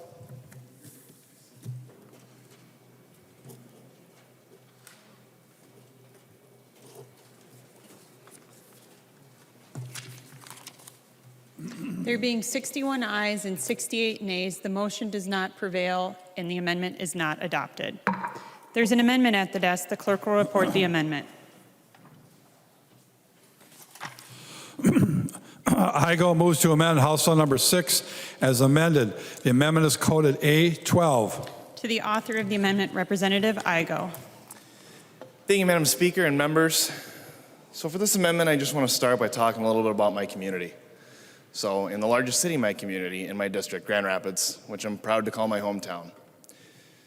In the last 20 years, Grand Rapids has really been doing a lot of things to try and do whatever they can to come into the next 21st century, to keep young people in the Northland, to be a prosperous area. The taxpayers of my district have invested in new schools, as new elementary schools this year, a new middle school, a new high school. We have an award-winning community college that was ranked 25th in the nation for best community colleges in the country. We have good-paying jobs at a paper mill, at a coal plant. We have loggers, we have miners, we have small business owners. In the last 5 years, we've seen 2 new breweries open, as well as a wine bar, that are all getting put into our downtown to revitalize our downtown image, to be an attractive area in the Northland, to again, keep young people there and grow the area. And I'm gonna be a little biased. You won't find a more beautiful area in Minnesota than the Grand Rapids community. Apart from the sights you'll see around you, you're gonna go into the local grocery store, the hardware store, be greeted by a smiling face, and someone's gonna ask how your day is. You're gonna get to know the community.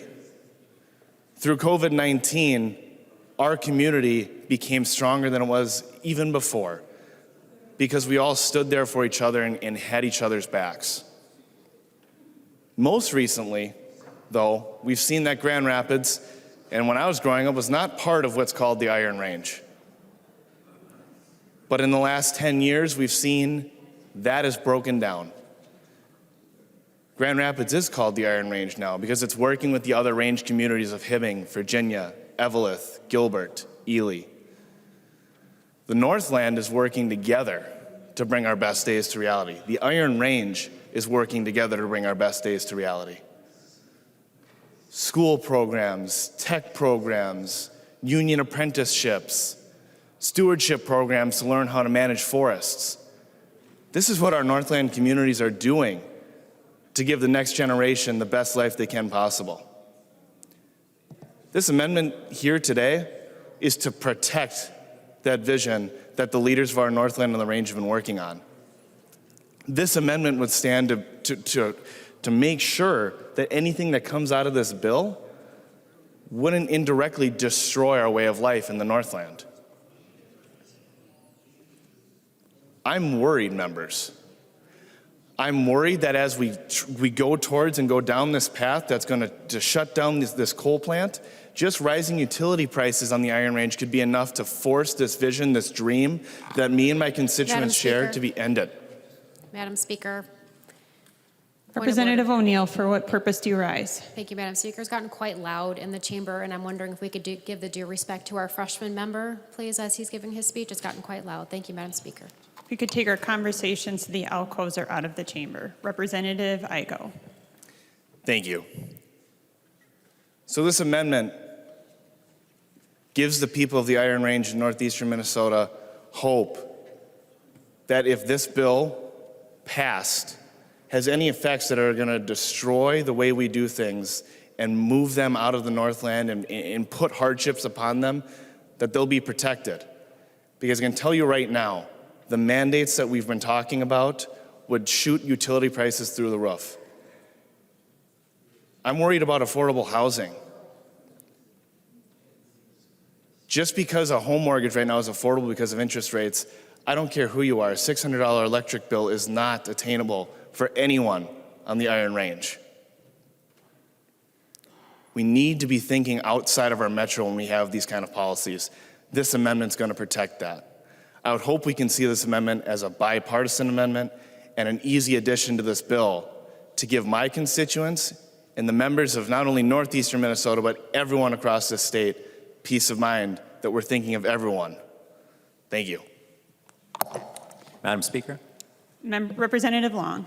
A point of order, Madam Speaker. State your point of order, Representative Long. I rise to a point of order under 3.21. This amendment is not germane. And I know that we've had a long debate, but if we'll think back to 5 days ago on Thursday, I think the amendment's author said it best when he pointed out that there was nothing on mining in the underlying bill. And since there is nothing on mining in the underlying bill, this is expanding its scope and is out of order. I have studied the amendment, and I find the point of order well taken. Madam Speaker, I'd like to appeal the ruling of the Speaker. Representative Igo would like to appeal the ruling of the Speaker. Roll call. In requesting a roll call, they're seeing 15 hands, there will be a roll call. Representative Igo. Thank you, Madam Speaker. Thank you, Representative Long. You actually just made my point. There is nothing about mining and logging in this bill, and that is a huge mistake right there. I was just maybe hoping we could take this in good stride to give the people of Greater Minnesota peace of mind that we're not going to destroy their way of life. But I guess not. So again, I'll go home to my district and I'll tell them that I went onto the House floor and tried to fight for them once more. That we can remember that mining and logging is important to the future of this state and this country. We just got done listening to Representative Franson talk about, acquiring minerals and critical minerals for these solar panels, and you put your phone in the air to talk about how, well, we should ban everything. I want to try and have everything sourced from the Iron Range in northeastern Minnesota. That's what I've been fighting for every time we have committee. That's what I fight for when I come to this House floor. But we're getting steamrolled. And I hope that we can start looking into this as a positive solution, not a negative one. Something was said today that, Republicans over here believe in extreme energy policy and we don't want green technology. Couldn't be farther from the truth. I've said before and I'll say it again, I can't wait to buy a Tesla Cybertruck. I think it's the coolest thing ever. But I want it to be made and mined from northeastern Minnesota and powered on the Iron Range. Representative Winkler. Madam Speaker, is it permissible for a member to debate the merits of an amendment under appealing of the ruling of the Speaker on a point of order? Is this a parliamentary inquiry? Parliamentary inquiry, Madam Speaker. So Representative Winkler's parliamentary inquiry, I will just remind the body that members of Section 124, Paragraph 3 of Mason's Manual, please refrain from using personalities and questioning members' motives. Madam Speaker. Representative Igo.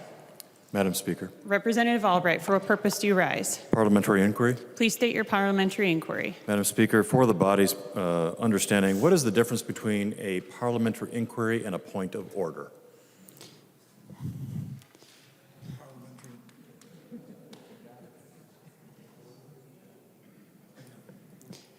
Representative Albright, a parliamentary inquiry is a request for information, and a point of order is rising to something that the Speaker could potentially rule on. Madam Speaker. Representative Albright. I think that members of this body should remember that as they rise to intrude on the conversation within the membership of this body. There is a clear distinction between parliamentary inquiry and point of order. If you want to rise to a point of order, do so. Thank you. Representative Igo. Thank you, Madam Speaker. In closing, I hope that we can appeal this ruling. I hope that the members of this body can look at this and look at the conversation that we've had over the past few days and understand that the people of northeastern Minnesota and the Iron Range matter, and they should be in this bill. Thank you. The member from Aiken, Representative Lewick. Advice, Madam Speaker. Thank you. Interesting. While we're debating a point of order and whether my friends across the aisle are going to vote to support your ruling or not, we need to back up here and think. I believe we're on the Commerce Bill. And last time I looked, it would seem that mining is part of commerce. So the concept that the hardworking folks up in northeast Minnesota, in their daily work and the things they go about, the commerce of our part of the state is out of order. So I would think really long and hard as each of us cast a vote, whether or not we're going to cast a vote to overrule, I think, incorrect ruling of the chair, and literally overrule mining in Minnesota. I mean, think about that. Not commerce, but think real hard, particularly about your home district and how you're going to vote on this one. Because it sure makes sense to me that northeast Minnesota, natural resource-based economy, commerce is critical, and certainly the concept that this would be out of order because it's not germane. I think we're really reaching here. Let's just overrule the Speaker here on her judgment. Let's get an honest vote on this amendment. So thank you, Madam Speaker. Further discussion to the question before the body. The member from Wright, Representative Lucero. Thank you, Madam Speaker.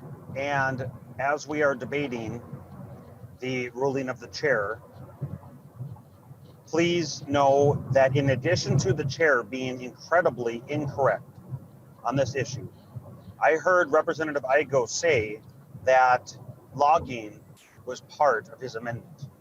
And just this morning, members, I saw an article in the Star Tribune that reads the following.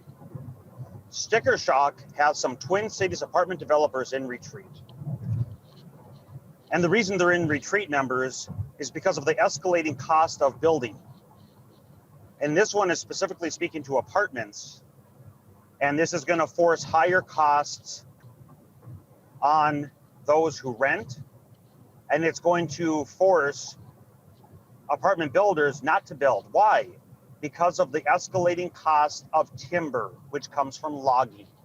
Members, do what's right, overrule the speaker so we can have more affordable housing in Minnesota.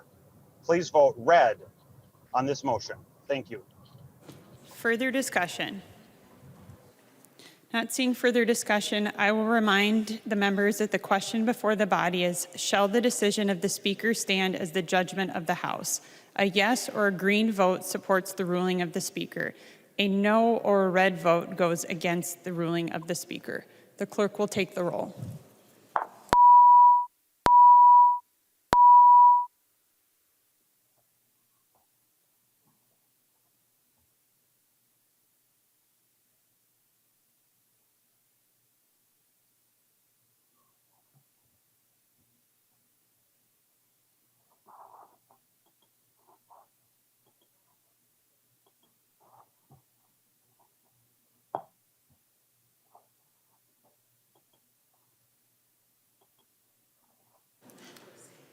Those that are voting remotely, please vote.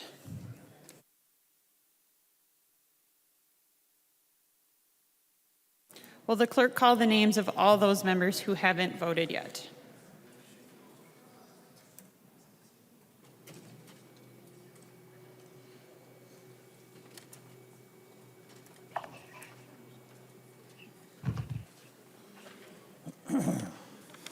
Baker.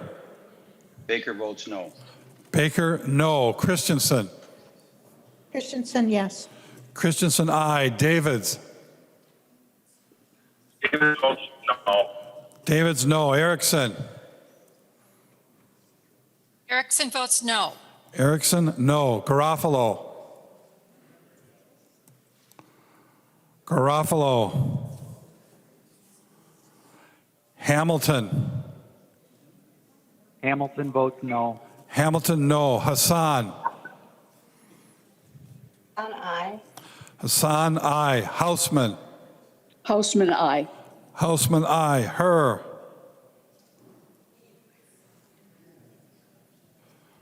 Her. Hollins. Hollins, aye. Hollins, aye. Lee. Lee, aye. Lee, aye. Lucero. Lucero, no. Lucero, no. Mariani. Mariani, aye. Mariani, aye. Marquardt. Marquardt, aye. Marquardt, aye. McDonald. Mason, aye. McDonald. McDonald, no. McDonald. No, she's on, right? Pearson.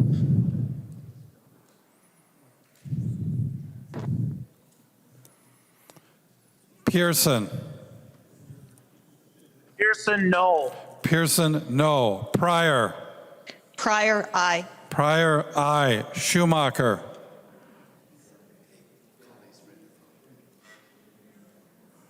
Schumacher, no. Schumacher, no. Thompson.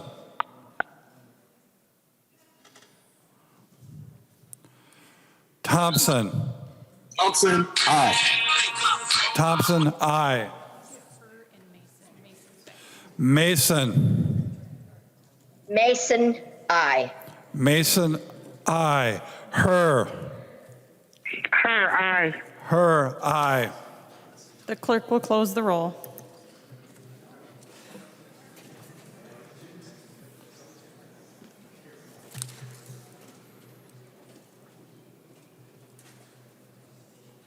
There being 70 ayes and 60 nays, it is the judgment of the House that the decision of the Speaker shall stand. There's an amendment at the desk. The clerk will report the amendment.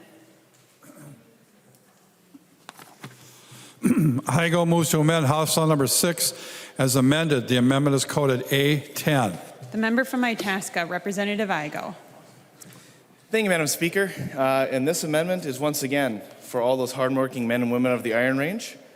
And I have many. This is actually a bill I've been working on all session. And I'm really happy to see that the members who signed on to this bill as co-sponsors are sitting in this room right now. And I'm hoping I'm going to have their support here today. From both sides of the aisle, because this is a bipartisan amendment I'm bringing forth. Really simple. Makes sure that the state of Minnesota is a mining-friendly state. And I would say that that's totally inclusive into the bill today because we've been mining safely for over 130 years. We talk all the time about how we want to make sure and have steady supply chains and be responsible leaders in the world. I just want to read something here from Secretary Granholm from Biden's Department of Energy here. The administration wants to see mining happen in a responsible way in this country, to be able to get lithium, cobalt, nickel, and copper that are necessary for battery production and electric vehicles. It can be done in a way that respects indigenous communities, and it can be done in a way that respects the environment. The answer, members, is northeastern Minnesota. The answer is the state of Minnesota. So let us today add this amendment to the bill that Minnesota is a mining-friendly state. And I would go out there to say we've been a mining-friendly state for 130 years. Because every single member's district schools benefit from the mines in this state. We all benefit from mining, yet sometimes too often we're in a hurry to shut it down, and I can't understand why. Because it does so much for us. But if we continue to attack mining and turn the Northland into a place that you just want to recreate, I just want to give you a reminder over there too. For those members that want to go up to northern Minnesota to recreate after you've destroyed mining, you might want to pack a lunch, because there won't be anything left. I'm frustrated that we can't have these conversations. We cannot quit ignoring the fact that mining is our past and our present and our future. And why am I keep fighting for this on the House floor? I will say there was some good that happened today.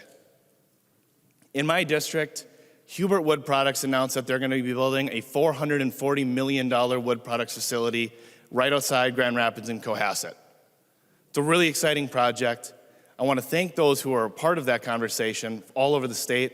This is a good thing that's happening. But there's a silver lining. If we continue to adopt mandates that were proposed in this energy bill today, they won't be able to finish construction if their energy prices are through the roof.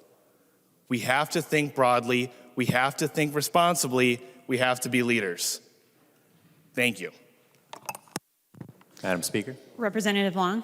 Madam Speaker, I rise to a point of order. Representative Long, state your point of order. I rise to a point of order under Rule 3.21. This amendment is not germane. The amendment author admitted that his previous amendment was not germane because there's no mining in the bill, and this amendment is out of order for the same reason. I have studied the amendment, and I am ruling that the point of order is well taken. Representative Igo. I would like to appeal the ruling of the Speaker and request a roll call. Representative Igo would like to appeal the ruling of the Speaker and request a roll call. Seeing 15 hands, there will be a roll call. Representative Igo.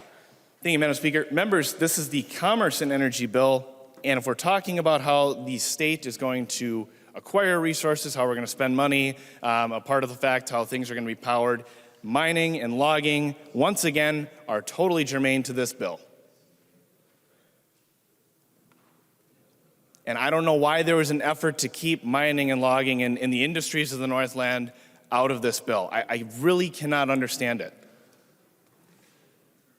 There was another good project that wasn't in this bill that would have been all about mining and logging. In fact, it was that pellet plant I asked you about earlier, Representative Long. I don't know why we kept those jobs out of northeastern Minnesota when our loggers desperately needed it. Members, there's people watching this right now. The Northland is watching. Greater Minnesota's watching. They want to make sure we're remembering them. I remember them. I remember every time I walk through those front steps that I'm here to represent them, bring their best days to reality. Join me and get on board. Vote no. Vote red today to appeal this ruling of the Speaker so we can add this to the bill. Thank you. The member from Aiken, Representative Lewick. Thank you, Madam Speaker, and the advice on the your decision. Again, I've never seen such a broad net cast on what's germane and not germane on a commerce bill. You know, let's be honest. Let's just be honest. This is an opportunity to, I guess, protect members on one side of the aisle from having to take a tough vote. And I know there's a whole lot of folks over there that this would be an easy, it would be an easy vote to vote against anything in mining or pipelines or any of those kind of things, because we've had the opportunity to have visits from a number of people across the aisle up in northeast Minnesota in opposition to things like permitted pipelines and other necessary infrastructure that's also part of commerce. So, you know, I mean, what can I say? As Representative Igo indicated, under that broad definition of commerce, the IRRB board met earlier today and provided a unanimous recommendation to the commissioner in support of some timber commerce that we hope to build in with a new timber facility. I mean, you know, I mean, we're all big people here in this chamber, and we're supposed to be voting on things and not dodging them through a point of order. If you don't have the guts to vote on this amendment, my goodness sakes, you know, this is really a slap in the face to a big section of Minnesota. What's next? Are we going to rule agriculture out of point of order? Is, you know, that should be in the ag bill. Maybe we don't do commerce in ag. I mean, you know, this is just you know, for the folks watching this is why citizens have good reason to be really, really frustrated with some of the stuff that goes on at the legislature.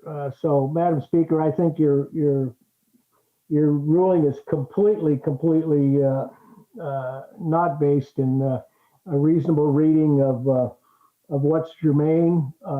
So I would certainly urge everybody that's got the gumption to be honest about this and vote to overturn the ruling of the Speaker. Thank you, Madam Chair. The member from Anoka, Representative Raleigh. Thank you, Madam Speaker. I rise in support of the IGO amendment, and specifically I'm urging you to vote red because we're not trying to twist things around here. We're talking about plain language, and to rule that this is not germane, I would point out to the body very quickly that we're in a section called Construction Materials Environmental Impact Study, going to 141.14, and this is going to be inserted above it. And specifically, I want to make sure that we're understanding what we're voting on here. We're inserting subdivision 1. Minnesota is a mining-friendly state. It's a policy of the state to provide for the diversification of the state's mineral economy. That's the words that are being used here.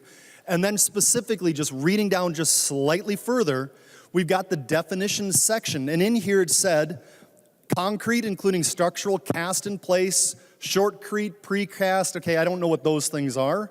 Unit masonry, I'm not really sure what this is. Number 3 is metal of any type. Now, specifically when it says metal of any type, where does metal come from? We know where metal comes from in Minnesota because we have the institutional knowledge of a company called 3M. What does 3M stand for? Minnesota Mining and Manufacturing. If this is not germane when we're talking about metal and mining and Minnesota, I don't know what else is germane. It is specifically in this bill, it's specifically in this section, and it is specifically in the amendment that Representative Igo is trying so desperately to make you pay attention to. We need mining in Minnesota, and to find this not germane is to find Minnesota and mining itself not germane to this section. Thank you. The member from Carver, Representative Nash. Well, thank you, Madam Speaker. Representative Igo, you are catching up to me on the number of times that you've been ruled out of order.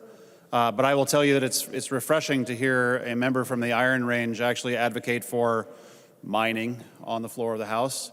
But, Madam Speaker, I would encourage you to perhaps change your ruling, or we'll change it for you, because as Representative Raleigh just pointed out, if we're going to have this section in the bill where we're talking about construction materials and there's metal comes from mines, and as Representative Igo so appropriately put, those come from the Iron Range. The ore that we take out goes into different projects across the state of Minnesota.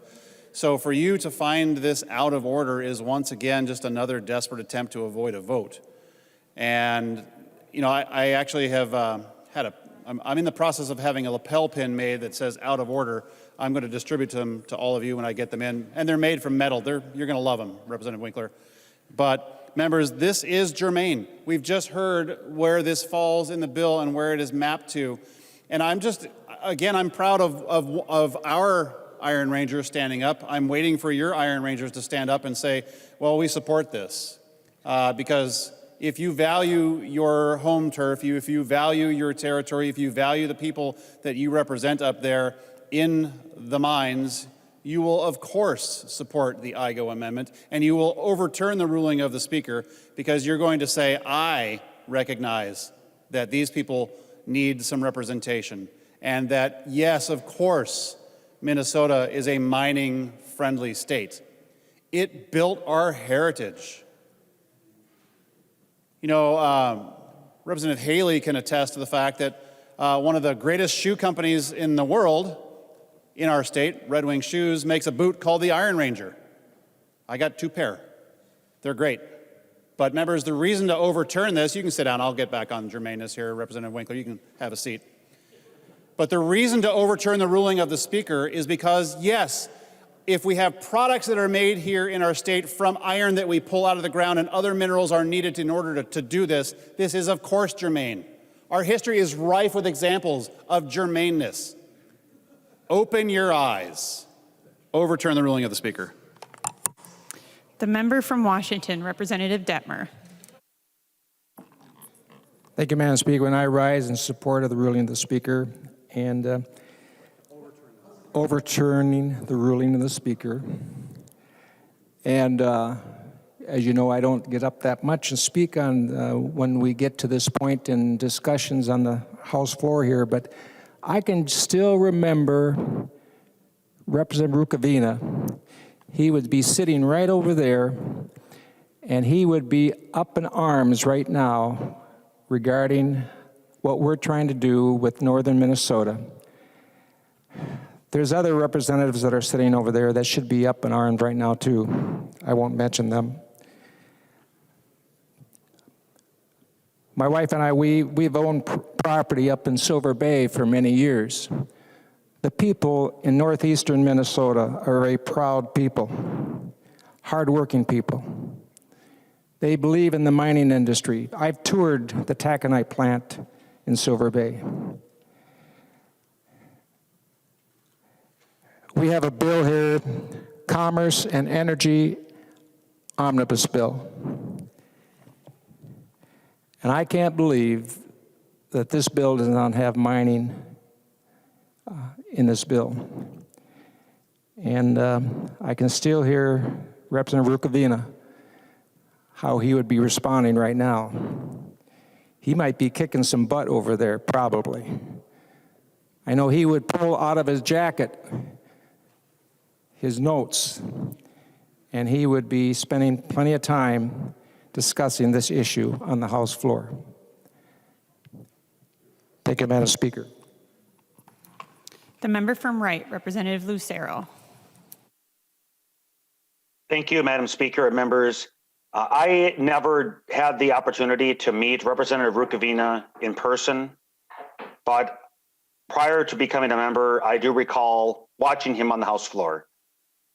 And it's my recollection, I could be corrected, but I believe it was Representative Rukavina who would constantly ask if it was a Made in America sticker. And so the ruling of the speaker, I can see Representative Winkler's hand approaching the microphone. But I'm in favor of overturning the ruling of the speaker because I'm in favor of Made in America. And not only that, Made in Minnesota. So Madam Speaker and members, please vote red so we can overturn the ruling of the speaker. Thank you. Seeing no further discussion, I will remind members that the question before the body is, shall the decision of the speaker stand as the judgment of the House? A yes or a green vote supports the ruling of the speaker, and no or a red vote goes against the ruling of the speaker. The clerk will take the roll.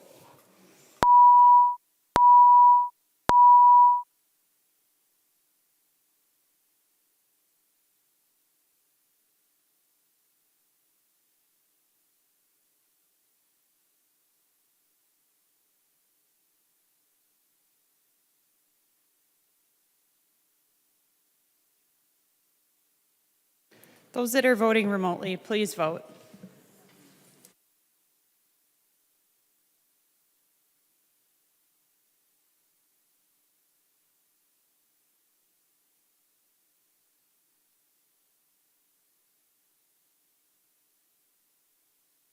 Will the clerk call the names of all those members who haven't yet voted?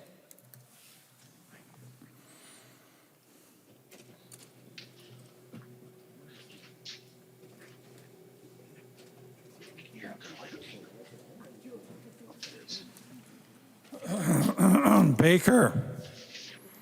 Baker votes no. Baker, no. Christensen. Christensen, aye.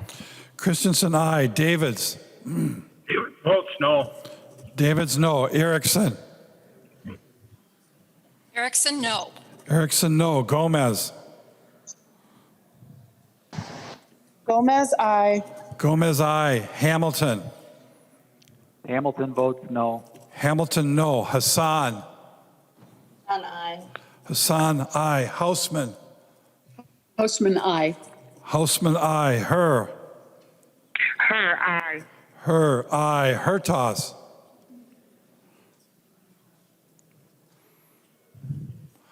Hertas.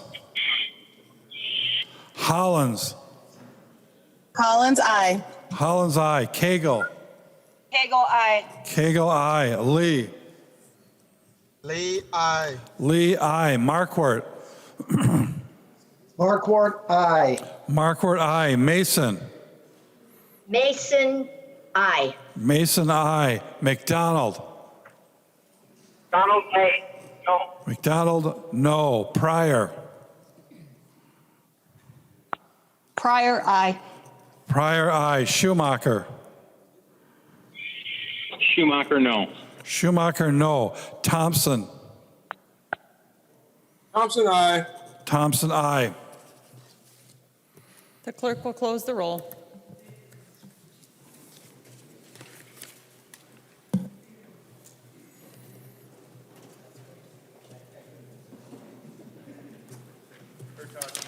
There being 70 ayes and 60 nays, it stands as the judgment of the House that the decision of the Speaker shall stand.